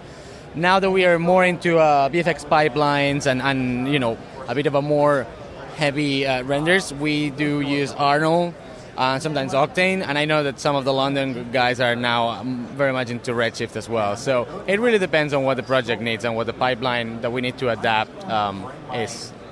So where are you based out of? So our main office is in London, where we started. And that office now is a 5-story building. It's very much like a very mature studio, full-on visual effects. They've been doing like over 400 shots for Pacific Rim. They did lots of Ready Player One shots with ILM. And 2 years ago, as one of the co-founders, I moved to San Francisco to start an office there. And that the office there, in a good day, you'll have capacity to 25 people. So we always say like a mini-me version of London, and we're kind of following the same steps that we did when we were setting up in London. So tell me a little bit about how the company started. The company started with David Sheldon Hicks, which is like, I would say like the godfather of Territory Studio and the main founder.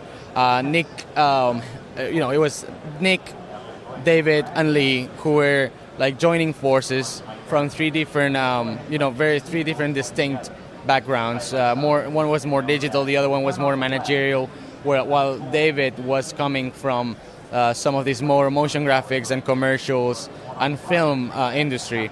And it was thanks to David and his connection with the Prometheus team that the studio got to get involved with that piece of motion graphics that was needed. And of course there was like an effort of a big team, but that was our opportunity to get in.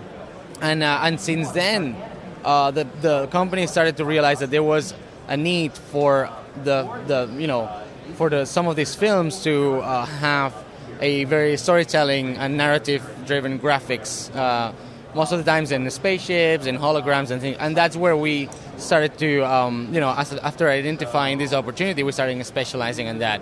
From that, we started getting involved in games as well, and then commercials, and you name it. It was like then growth happened very exponentially from that point. So if people want to find you online and check out some of your stuff, where do they need to go? Territorystudio.com.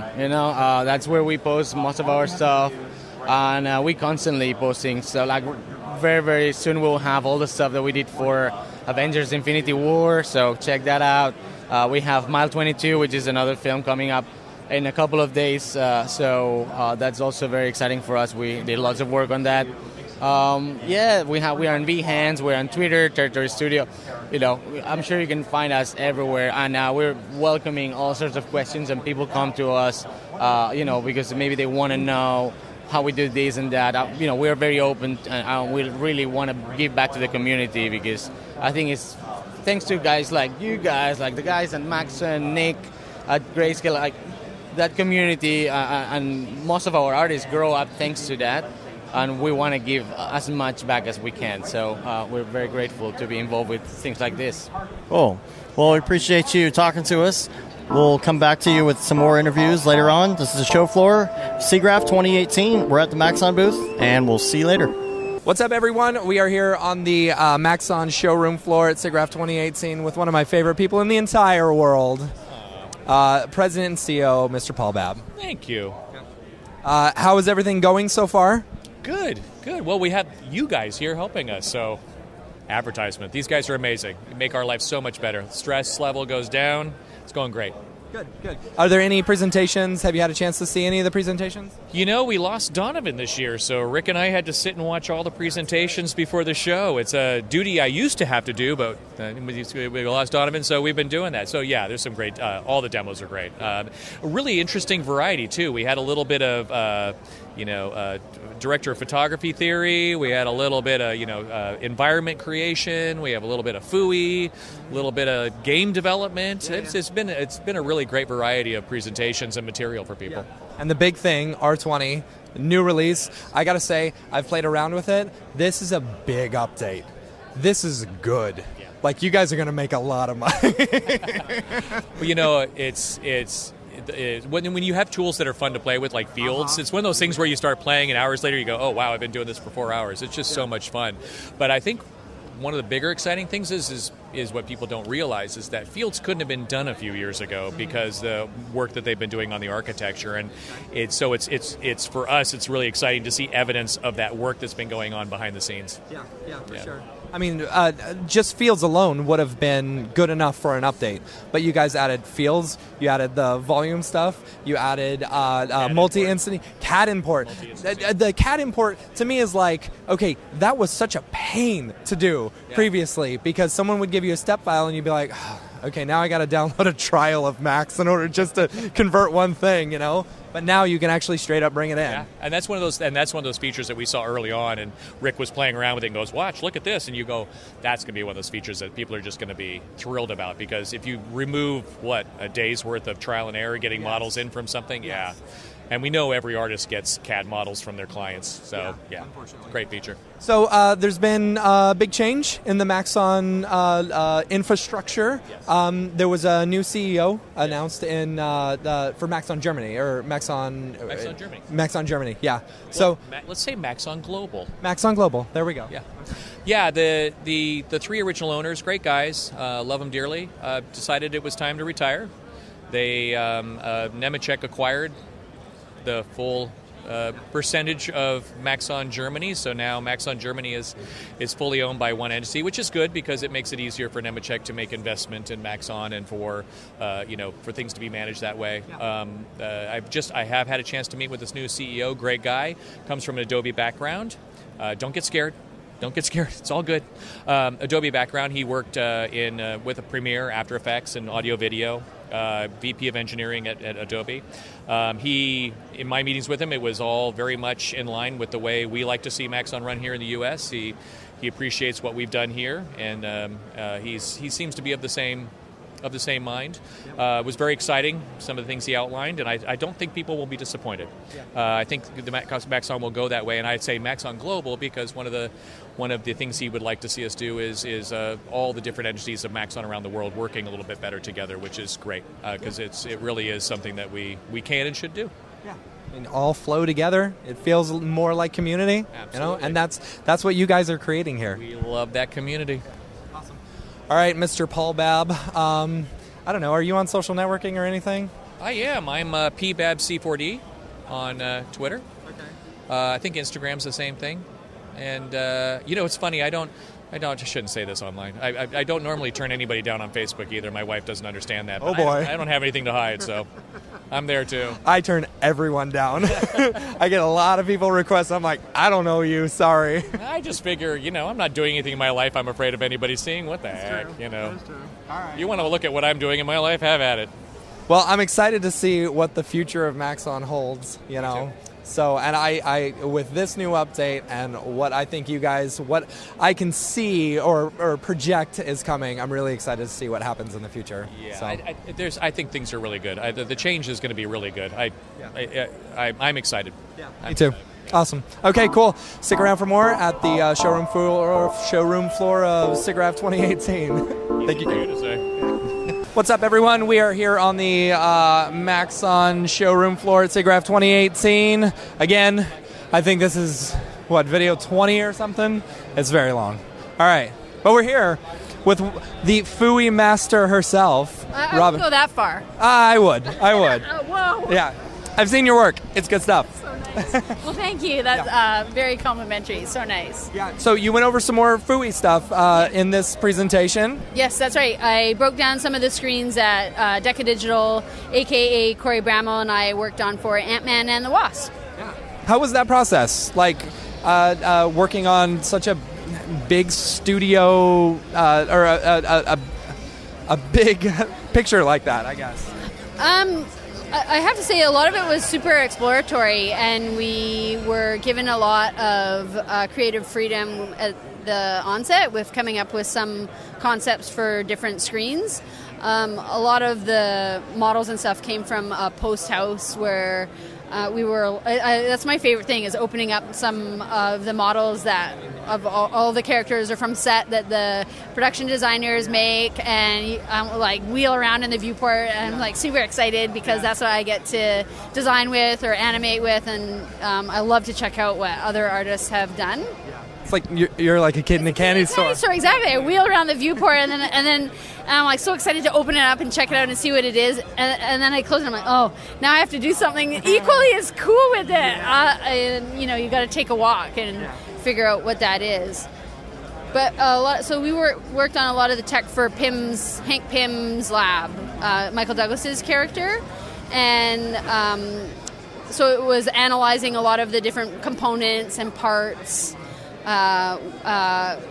which Cinema 4D, like I was saying in my presentation, lets you. It's like such a good tool, so you can easily isolate different elements that you need, and also play with them in Brograph. So, like one of the first things I do is when I'm wheeling around something is I try to reduce the model in a way that you can actually work with it for our purposes. It doesn't have to be so high fidelity or detailed or true or super high mesh. Just needs to look like a nice detailed looking wireframe, and I'll be making it into the character's world tech. But then secondly, I'll try to make it Mographable instantly right away and make sure that we can run through all of the effectors so that we can do cool stuff with it. Yeah, totally. And what's interesting to me is that, like, you do some of the, like, looking at the final product, it's like, oh man, how do you do that, you know? But then you break it down and it's like, these are really simple steps, right, you know? It's a layering, and that you totally said it. It's just a layering, and I broke down 3 or 4 different screens. I can't remember now. And it's like all the same, it's a lot of the same sort of techniques, but at every single one of those stages, there's always room to add a little bit of something unique to it. And even if at the finest level, because it ripples through your final output or your final design, and it really is a layering of all of the different techniques and sort of like a balance to make sure that you focus on what the key feature of that one asset or that one thing is. We were talking with Russ Gauthier earlier, you know, about a lot of the work that they've done at Perception, you know, and he mentioned something like when you're building these FUI, you know, interfaces and stuff like that, there's got to be a purpose behind it, you know? Yeah, I totally agree. Otherwise, it just sort of feels super flat, and also just like, yeah, flat, like it's missing something. I often say when Corey and I were building the scene, we're like, where's the heartbeat? Like, you want to have a heartbeat to your screen. And another thing that I really like to do is to make sure that all the animation is like locked and really like locked and tight, like a computer would. You know what I mean? I don't like any slidey, floaty. I really like to have some, like, you can do nice eases, but like lock. I really like to have an organic mechanical. Yeah. That makes sense. No, it makes sense. It's like, I think on some of your movements that you were doing with them, you were, it just wasn't the simple eases. It was more like you were messing with the curves in order to, like, you know, drive it. Yeah, so it is more of an organic. And as what you and Russ were talking about, have a purpose. It's like, okay, for example, we're now in this scan, we're going to do a hold frame, and now let's get in and take a look at the inner workings of the computer chip, one of the examples I did, or let's like make it more very purposeful. And then also I think that that brings the level of life and reality to something that's totally made up. Yeah, I love the idea of giving it a heartbeat, you know, actually like making it feel real. So you want to have a heartbeat, and then we throw in a little bit of clave or a little bit of another you know, another 808 drum. Right, and you want to have something there that's like going over this way, so you've got your heartbeat. It is like that, and then you throw a little boop, a little boop, a little boop, so you can sort of start to play visually how that comes together. There's no whoop. It's not good FUI. I know, it's just boring. You want to have a couple whoop whoop. Right. Well, another one. Are there any like FUI artists that you pay attention to a lot because I know when we're sitting down watching you present, I'm like, man, how do I get to that level? You know, are there ones that you kind of look up to? Well, you know what? I've been super fortunate, and I have to say, Deca Digital, Corey, who's roaming around here too. I've been so fortunate and lucky to work with him for like over the past 2 years, and like he's been doing this for like 17, 18, maybe even 20 years.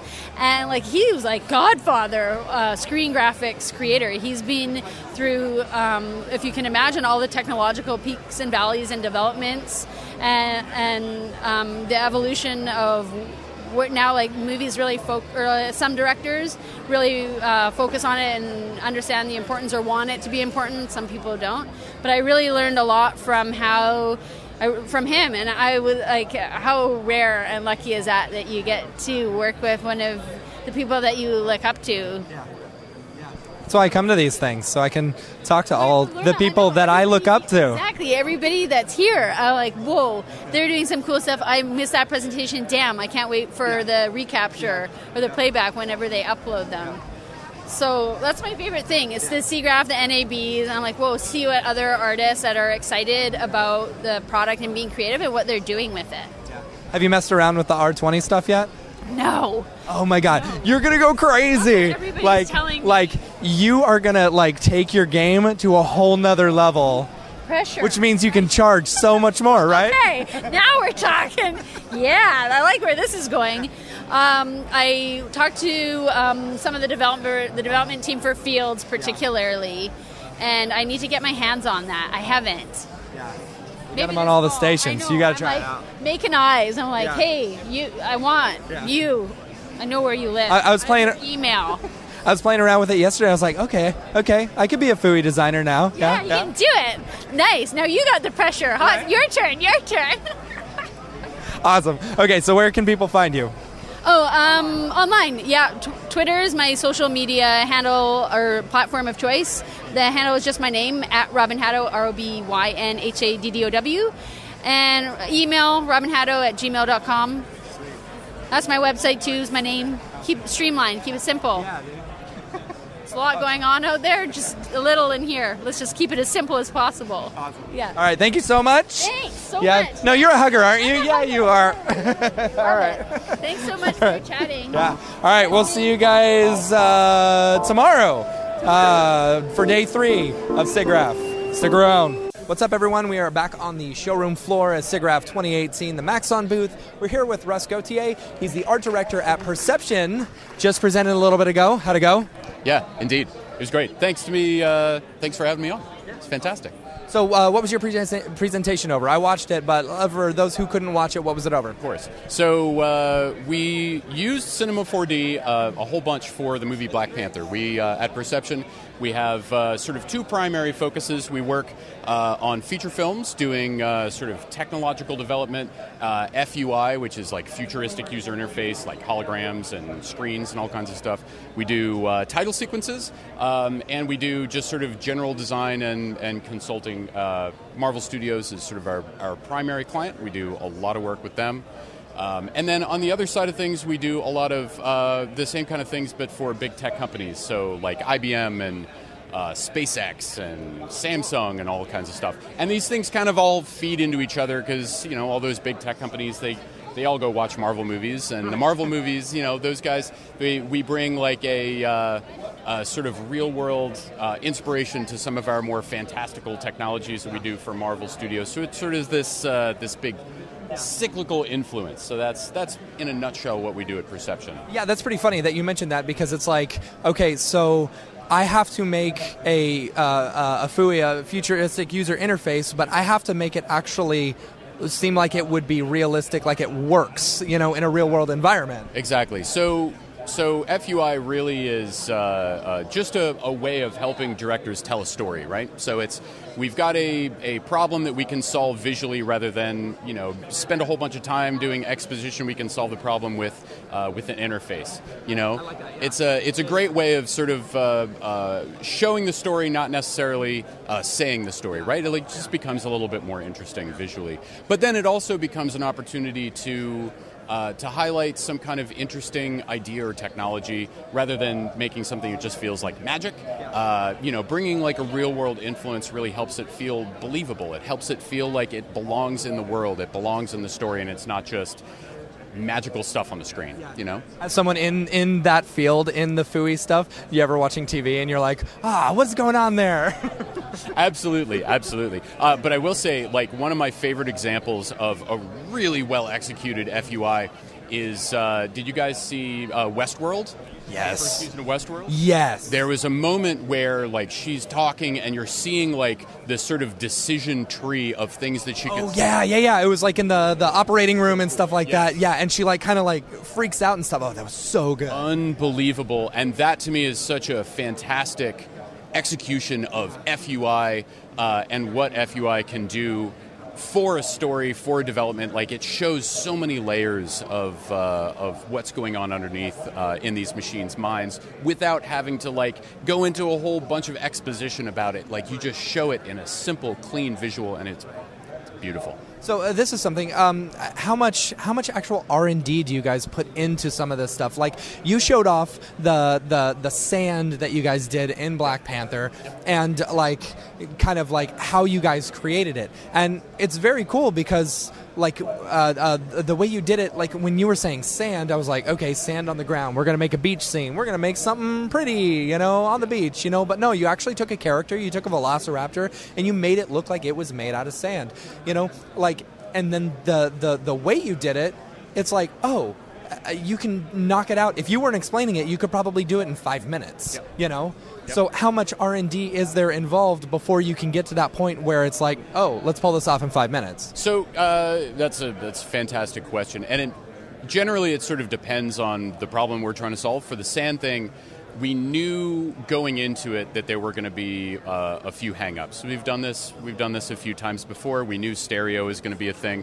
We knew that they're going to come back with comments and everything, so we needed to be very, very flexible. So right from the beginning, developing something that was flexible and scalable and repeatable was sort of a major primary task of ours. So we started with cloning objects and all kinds of stuff because we're thinking sand, like, all right, well, we need like little tiny particles and whatnot. I was wondering why you guys just didn't do like the Pixar Piper thing, where it's basically just a big freaking scatter, Exactly. So we had sort of started with that. It felt like a very intuitive place to start.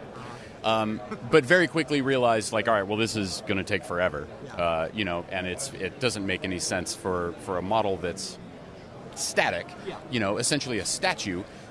We don't need 1 billion particles to make that thing look like it's made of sand. Like, there's got to be a shader-based solution to this. So we tried a whole bunch of different things with, like, displacing, the individual polygons and playing with fall off and everything, and ultimately landed on this sort of solution that allowed us to add this sort of sandy element, this sort of dynamic lighting element in After Effects, rather than having to render it out in 3D every single time, right?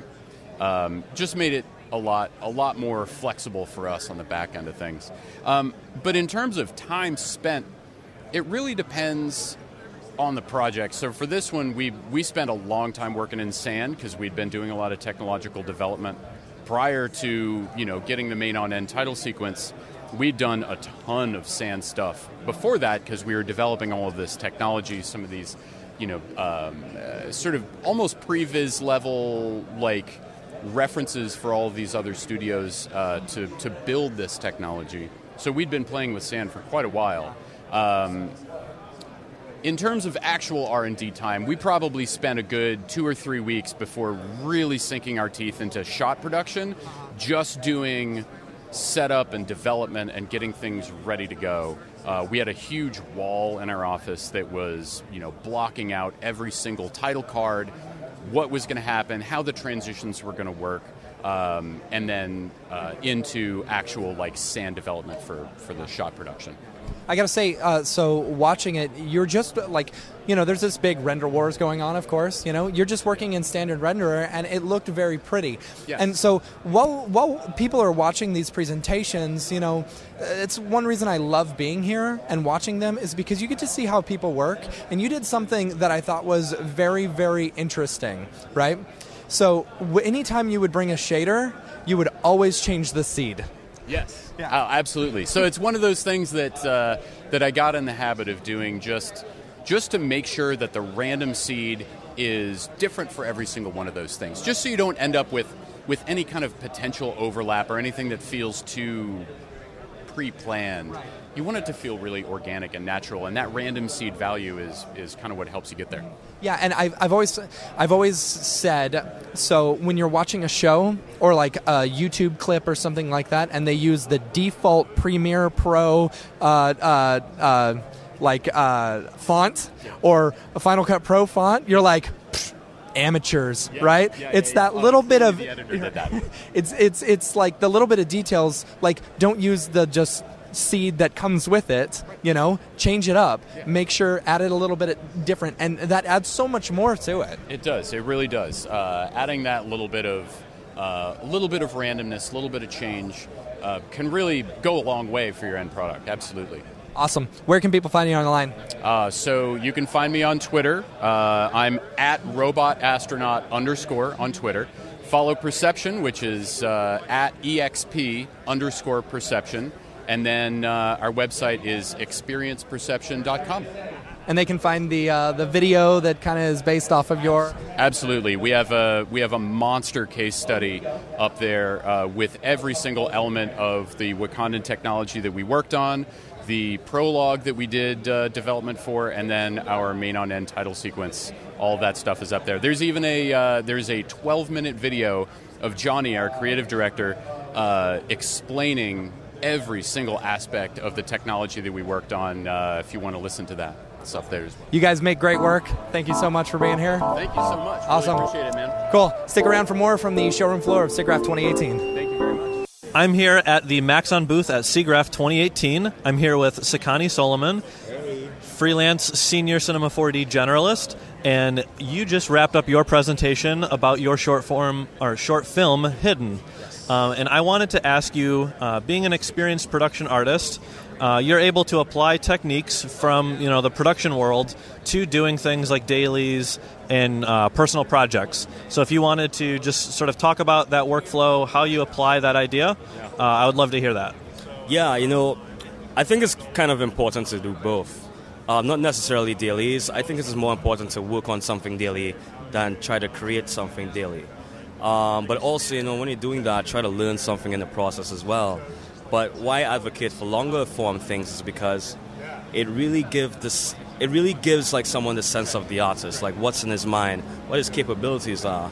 And for like recruiters, when they see someone that can make like a high level project, it begins to kind of elevate them above the rest, and you are able to stand out and then win more production jobs, which ultimately just works out for you both ways. Yeah, I felt pretty similarly this last year. I've tried to sort of shift myself to doing like weeklies or sort of monthlies. Again, just like you said, being in Cinema 4D every day, but trying to take that to a little bit longer. I think that gives you a bigger ability to grow as an artist. You kind of, or what's your experience been like with that? Well, again, it's not necessarily even longer form too. Like, it could be 5 seconds, it could be 10 seconds, it could be 15. But I think it's important to show like, oh, this had a little bit of thoughts in it. And I'm not saying don't just do things abstract and cool for the sake of doing it. That's cool too. But I think it's just important to do everything with a little bit of moderation. It can't just all be cool abstract renders, but it could all be cool, thoughtful stuff. Yeah, it can be cool if you can apply some sort of concept that strings it all together. That's what makes a project like Hidden into what it is, having that narrative-driven thing. And so I guess on the topic of Hidden, you used Redshift extensively in it. I'm a big fan of it myself, and I wanted to get your thoughts about what tools or what functions within Redshift allowed you to complete a project such as Hidden versus maybe an alternative rendering engine. Well, for me, it's all about options. And what I love about Redshift is the ability to pinpoint noise, and I could just directly clear that up. Oh, there's noise in the shadows, I could add more samples in the shadows to clear that up. So that's one thing. Also just the ability to do light linking, to remove reflections, other objects from being visible in other objects, and also the AOV workflow, the ability to get all those AOVs that's not expensive. And now, we have crypto mats, which I didn't even have at that time. I was using RGB mats, but with crypto mats, it's even better.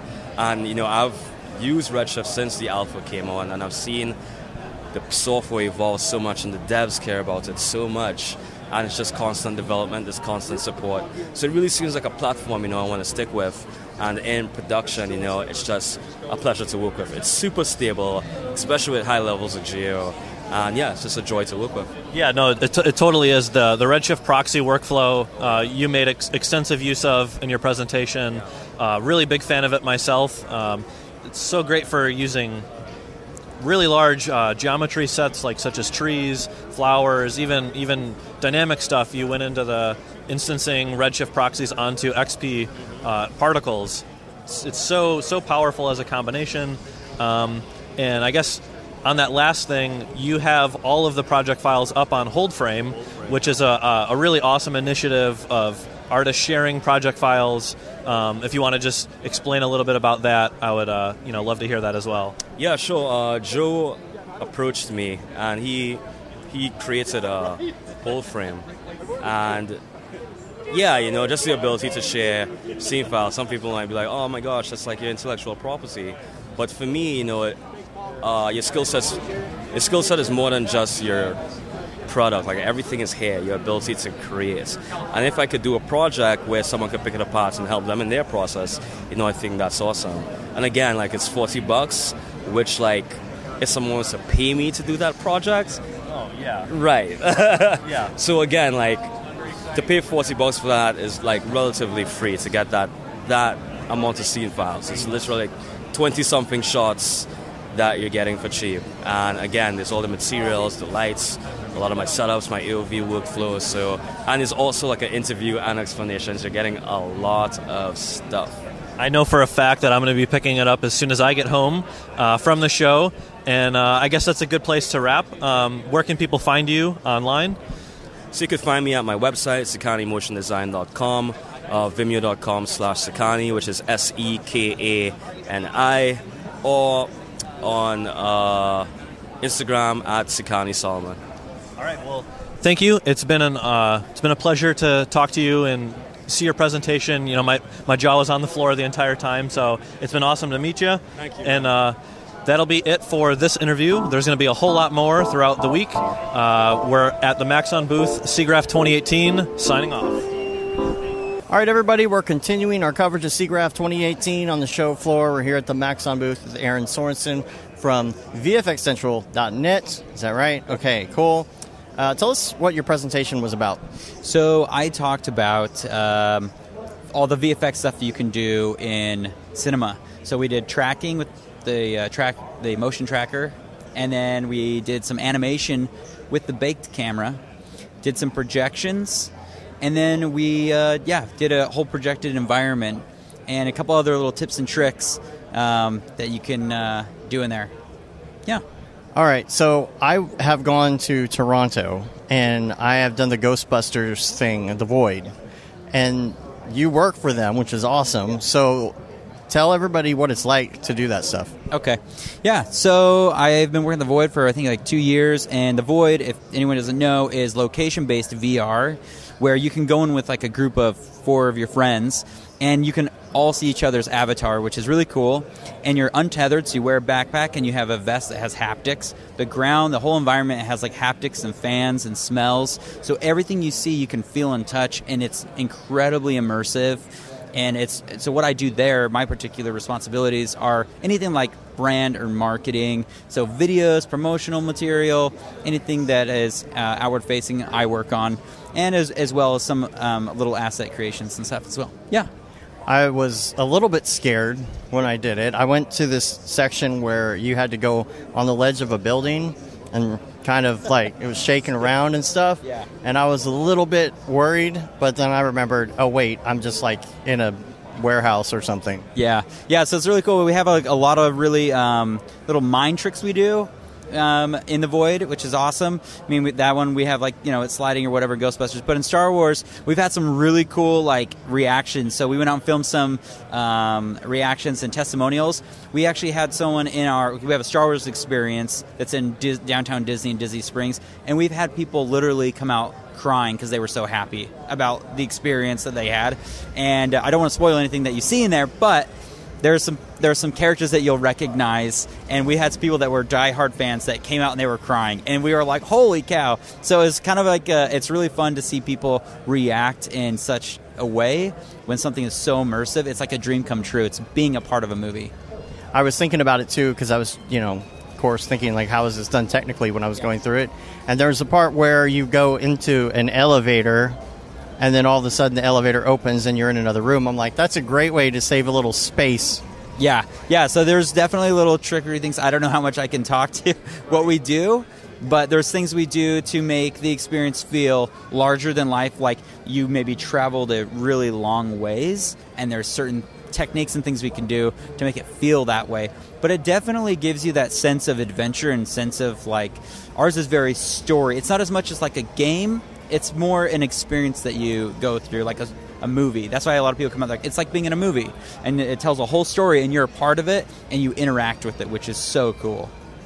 All right, so your website, vfxcentral.net, tell everybody what they can find there. So vfxcentral.net is where I make explosions or digital assets for VFX artists, and they can just add them to their composites. So if you have a cool CG shot, you can add in some flares or explosions or other things like that to just give it a little bit more realism.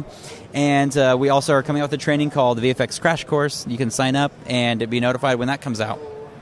All right, and where else can people find you, like Twitter and all of that? Yeah. So VFX Central on YouTube and Twitch, we do live streams, and then VFX_Central on Instagram. So that's like. All right, thanks a lot. We've got a lot more interviews coming up for you. This is the last day, so we're going to go to all the booths that we didn't catch and everything, and, you know, almost time to go to bed, finally. So thanks a lot, and we'll see you in a minute. What's up, everyone? Last day of Siggraph 2018. We're here on the Maxon show floor. You guys know this guy. Everyone knows this guy. Anyone who worked in Cinema 4D started with this guy, right? So, Nick Campbell of Grayscale Guerrilla, how you doing? Wonderful. Thanks for having me. So, you've presented twice this Siggraph yesterday and the day before, and it was a good dynamic. It was all three of you guys. Yeah, we love that energy, and now that we don't all work in the same space, it's nice when Chris and I and Chad come together and kind of learn from each other. On Tuesday we did what's our favorite features of Cinema 4D R20, which is an amazing release. And then yesterday we did a live show of Ask GSG, where we literally just answered questions from the crowd, played around in R20, tried to break it, didn't quite do it, had a blast, like, combining stuff together. So those should be out relatively soon, but it's really always good to, like, be in the same room with these guys and learn from all these amazing artists. Yeah, it's totally weird because, like, you know, you come to one of these events and, like, these are all people that you chat with online all the time, or, like, me and Dave, we live like an hour away from each other, so we don't ever see each other. Yeah, so I'm totally in the same boat with you. That's good. It's good to catch up. Siggraph's always a good energy, and as always, the MoGraph in the Cinema 4D booth is always like MoGraph Central. Yeah. You know, it's awesome. Yeah, totally.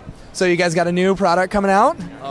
You teased it? Man, it's been, over a year and a half in the making. We got LightKit Pro 3 coming out. It's a total rework of LightKit Pro. Original LightKit Pro was our first plugin. It was, rethinking how we light in 3D and actually building physical lights so it makes more sense, it's more intuitive, and LightKit Pro 3 is like another level of that. And the big news is that it works with Arnold, Octane, Physical Render, and Redshift. And they're all compatible. You don't have to add anything else. It's a really robust plugin. We're excited to get this thing out. Do you have like a little tear in your eye because, like, LightKit, that kind of launched you up, that kind of built the Grayscale Guerrilla, like, platform? Yeah, it's, like I said, it's our first plugin, and it really came out of my photography background. I always would grab lights and move them around a studio, and when I got to 3D, they had things like point lights, which don't exist in the real world. And they have area lights, which kind of are soft boxes, but they don't reflect. You have to add reflections to them. And they weren't real lights. And so LightKit was a way to bring physical, real lights into the 3D world.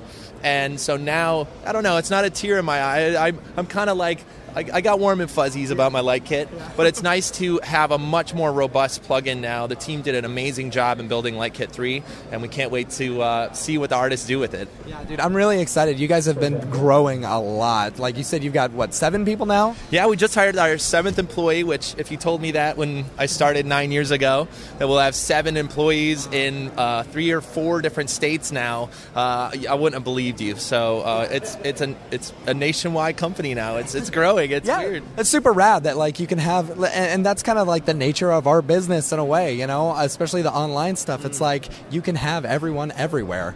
Yeah, it frees us up. We're a virtual company now, and what it does is it frees us up to hire the best people, not just the best people in our neighborhood. And so we've been growing, and we're rethinking, what Grayscale Guerrilla is. Of course, we do amazing Cinema 4D tutorials.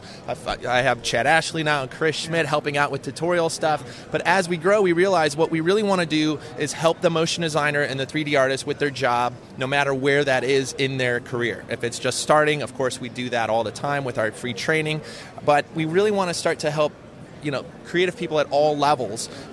So we have some huge things coming out next year. Of course, LightKit Pro 3 is a big part of that. We have some amazing textures coming out from Chad, and it's also some higher-end training as well. So keep an eye open for that. Yeah, and you were talking about supporting everyone along these levels, and we were talking the other night, and I just have to say how positive you are in this entire industry, because you can get a bunch of us around like super curmudgeons who are like, man, people are posting dailies, everyone's doing Beeple renders, and you're like, nah, dude, they're still learning, they're trying, You're always so positive about that.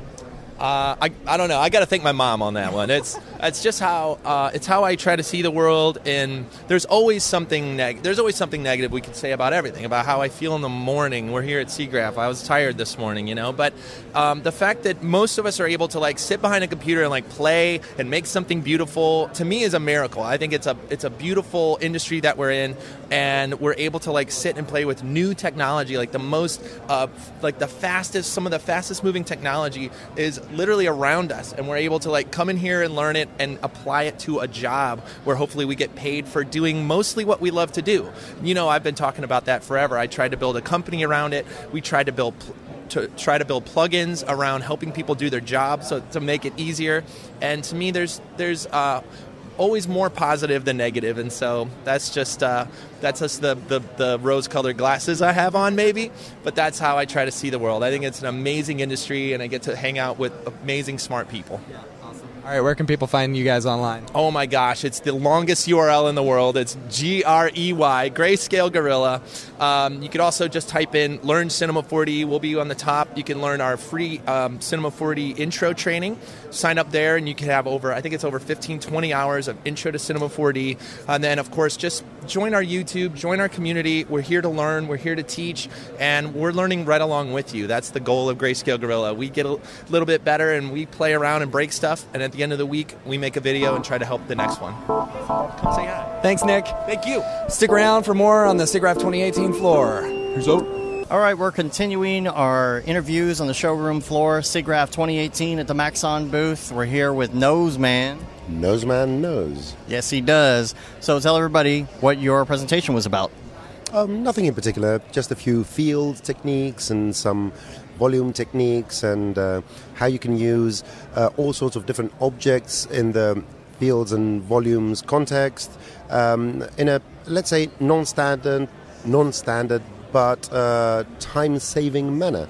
So we keep procedurality, and I just tried to create 3 specific things to show people how they can use hair in volumes and what else, and generated splines and volumes and all that.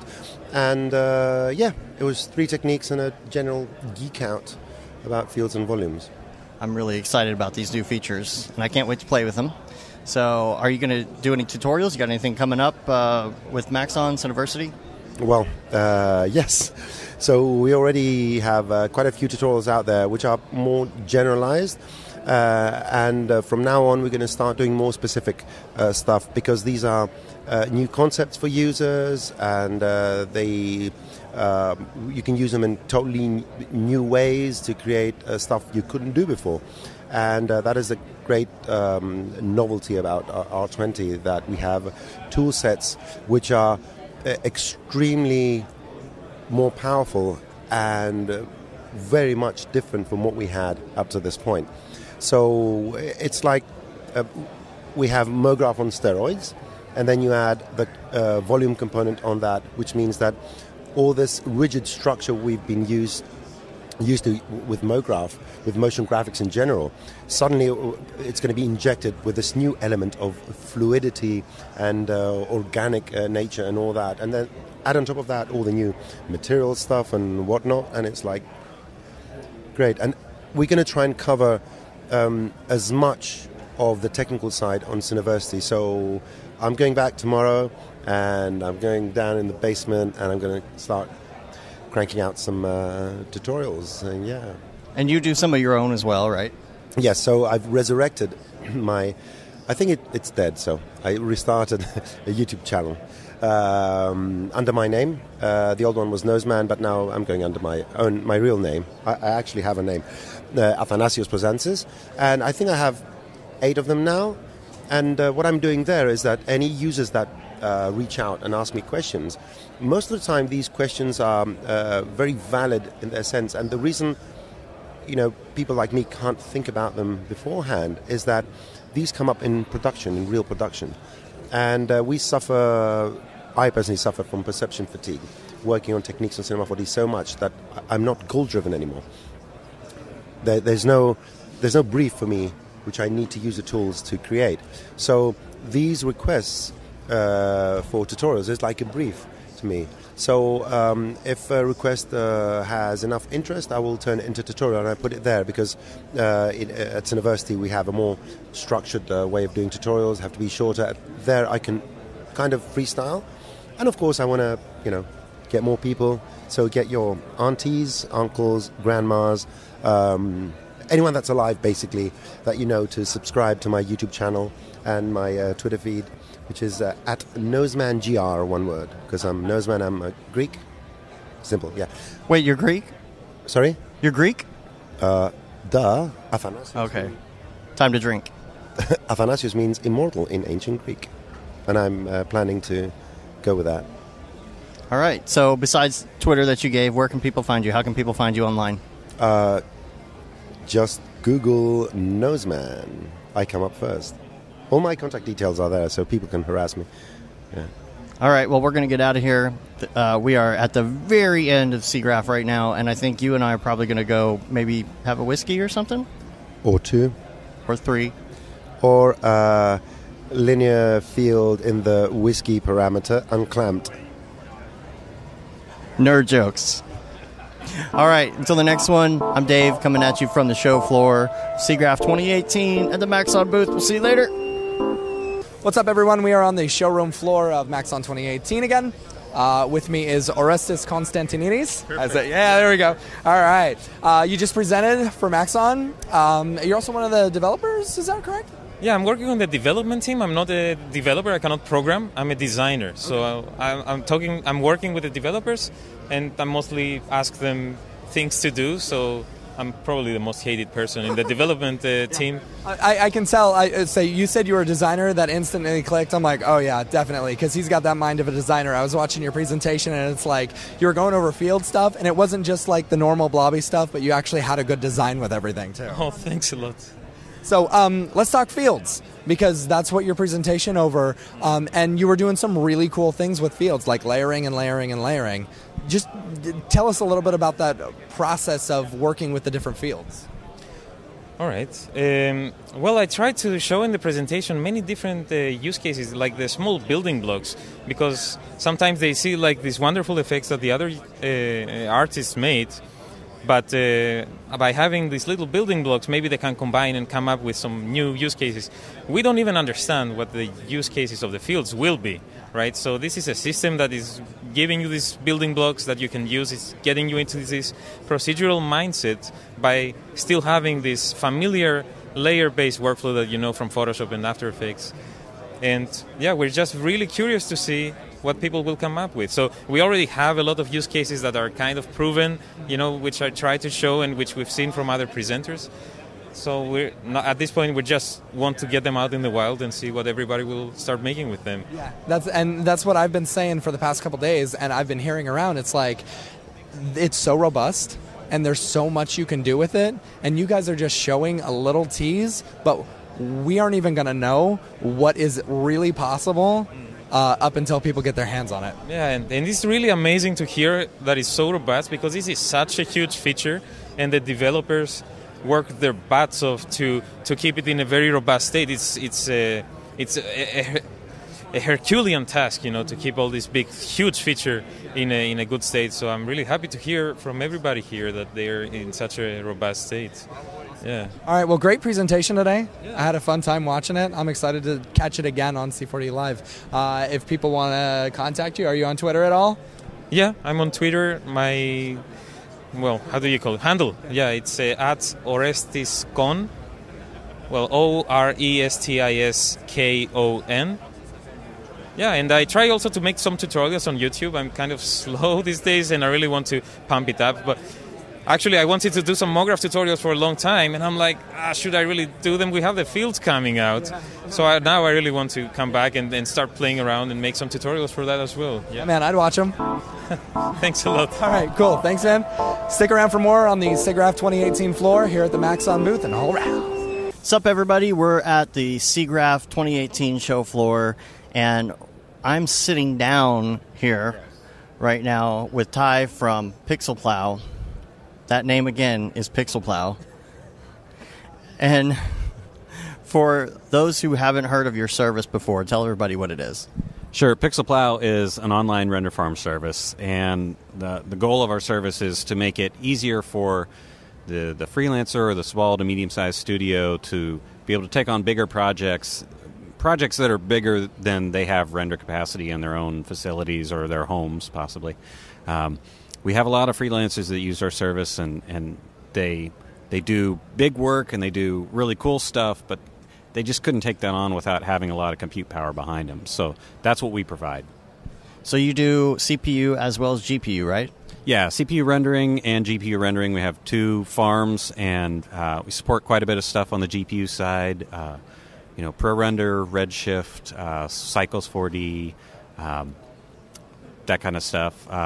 Love to support Octane someday, maybe. Someday. And talk about Houdini, your newest edition. Yeah, we just released a beta agent that has support for the latest version of Houdini. It's the full Houdini build, so from my understanding, the kind of the indie Houdini build, or if you have a full commercial license of Houdini, you can create your scene files there and submit it to us, and we'll do the rendering. We are also going to be working on the ability to do simulation caching, so you should be able to send your Houdini scene file to us and have it either just generate the simulation cache and send it back, or generate the sim cache, then render it and send the rendered results back. So we're working on that too. I bet a lot of Houdini people are really excited to hear that. So besides that, you were just telling me about something else new that you're working on as well.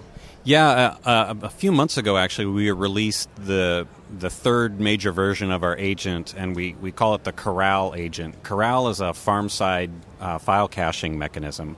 So what it does is it basically allows all of the job data that gets submitted by the customer goes up to the farm, and everything is checksummed, so that when another customer submits the exact same file, that file doesn't get re-uploaded again. So if you upload a job and you upload maybe 200 gigabytes worth of files, and it's a huge job, and maybe the job produces errors because you forgot to make a settings change in a scene file or something, or the output wasn't quite what you expected, and you need to re-render it, you don't have to upload that 200 gigabytes of data again. Only the changed files get detected by the agent and uploaded, which has been a tremendous time saver with bandwidth. Plus, as well, if you use maybe a common set of texture files, like maybe you use some of the HDRIs from Grayscale Guerrilla or something, those files get uploaded once by one person, and then anyone else who references that exact same file, they don't have to upload the file again. So it's all farm-side caching. It's all fully automatic. You don't have to do anything in the agent to get it to work. It just does that by default. So we're trying to... it's all part of the plan to try to reduce the amount of time that it takes to get the job on the farm, get it rendered, and get the outputs back to the customer computer. So a lot of people at the Maxon booth were asking me about render farms, and of course I was sending them your way. And they were asking me, what's the best way to go about putting my project into the queue, make sure I'm paying as little amount of money as possible, because people aren't necessarily in a rush to get their renders. So explain the difference and explain the best way to go about doing that with your service. Sure. So our service is maybe a little bit different than some of the other render farm services out there. We have what we call the power level. And really all that is it's a 24 setting slider that gives you, the customer, the ability to control how many nodes are exposed to your job while it's running. And that's whether it's a CPU node or a GPU node. Same power slider settings there. Obviously, lower power means we expose the job to fewer nodes. Higher power, we expose it to more. You pay more for higher power, you pay less for lower power. So that's fairly self-explanatory, we hope. You pay more for more. But then we have a few tools that go beyond that. A lot of, especially first-time users, may not necessarily know how much it's going to cost to render their job. We advise and recommend that they start with a very low power setting. It's like just simple jobs at a very low power setting till you get used to it. Then as you start to kind of, feel your oats a little bit, then you're going to start, okay, well, let's crank this thing up and see what it does. Well, you might want to hold off a little bit or make use of one of our other features, like the budget feature. You can type in a whole dollar amount, say like, hey, I don't want to spend more than $20. And the farm will automatically suspend your job if it exceeds $20 worth of render time. And then if you cancel the job, you're only going to be charged that $20 amount. So it's a great way to guarantee that you don't have overages. Then on top of that, we have auto power, which is you specify a budget, and then you check auto power, and what it will do is the farm will automatically change the power level for you in order to, if it can, complete your job under the budget limit, but as fast as possible. So you type in $20, you click auto power, and it'll ramp up the power slider and then keep it at the right spot in order to finish the job quickly, but not exceed that $20. That's great. That's great. We have a lot of tools for managing the whole price versus performance aspect of the service, because that's really what people are interested in, right? I mean, they want to know how long is it going to take, how much is it going to cost. Absolutely. All right, Ty Christensen, Pixel Plow, that name again. Actually, we call you Mr. Plow. What's your title, by the way? Well, my title heretofore has been CEO and janitor, because there's always messes that have to be cleaned up. So I kind of prefer janitor, or maybe chief janitorial officer. I don't know. I think that works. All right, so live from the Siggraph floor, we're at the Pixel Plow booth. We've got a couple more interviews. We're getting pretty tired. Of course, that's why we're sitting. And so we'll catch you in the next interview. What's up, everybody? I'm here on the show floor, Siggraph 2018, and I'm here with Matt Milstead, and we have to interview each other today because I don't know how else we're going to do this. I don't know. We're both presenting. We normally interview all the presenters, so yeah, let's do this. All right. So, Matt, what are you presenting about? Okay, so we went over the Dead Mouse Rick and Morty stuff that we did for the New Year's Eve countdown for Dead Mouse. It was super fun, and we worked with the team over at VR Chat in order to get it all accomplished, so it was really cool. Okay, now you ask me that. All right. So, Dave, what did you present on? I presented on the Busch Gardens projection mapping. It's a really cool deal out at Busch Gardens, Virginia, not the one in Florida, and showed how you can do photogrammetry and measure stuff and use Cinema 4D to build projection maps. This is the silliest thing we've ever done. Yeah, probably. All right, so I think we should wait. Well, we made a big announcement today. Super excited about that. Tell them about the announcement we made. So the announcement is that we have announced a preview of our new site, Mograph.com, which is going to be a site with all sorts of resources for motion graphics designers. You can go on, you can learn online classes. If you saw the video, Mograph.com, you can see all the great people we have lined up. There's so much more in store. We'll talk about it on the show, on the podcast.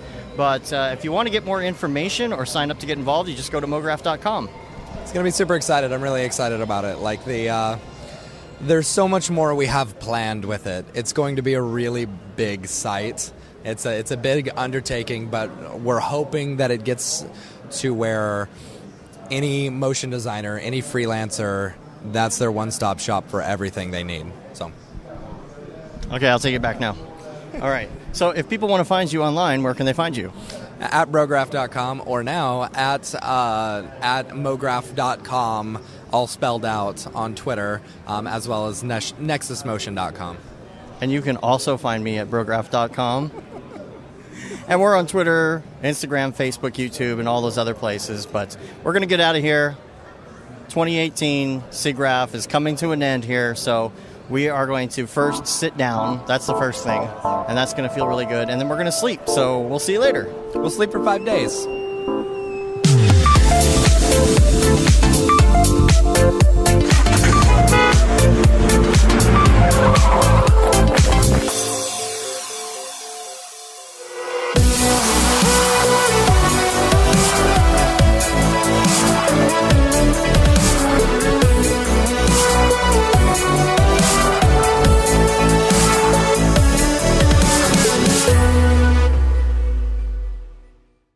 pretty good, I guess.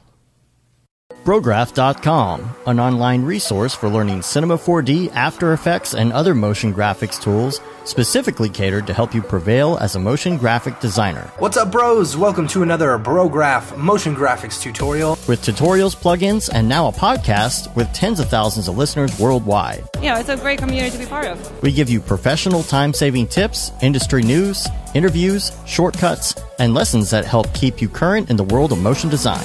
Throw in HDR Studio, take the render settings, pick the HDR, put in reflection, and gorgeous. I love projects that scare me. When our art director comes to us and asks for something that I had never done before, man, it gets me pumped.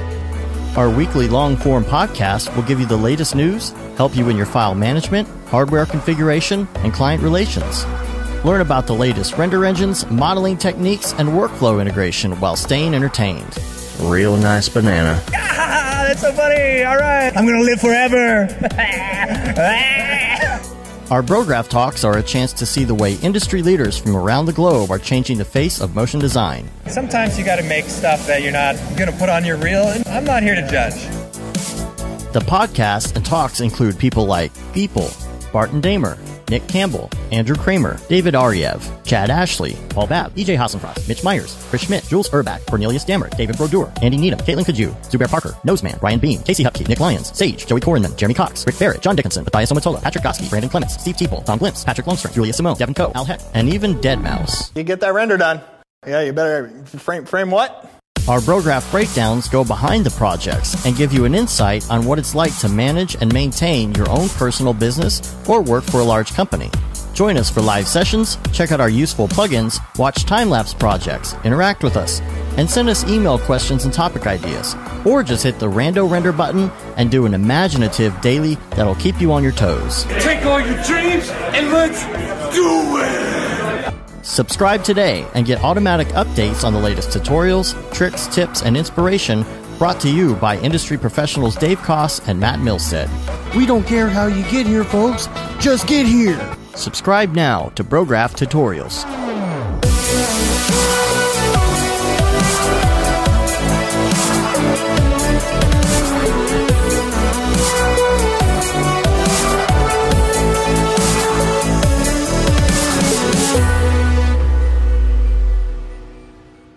It's pretty good, I guess.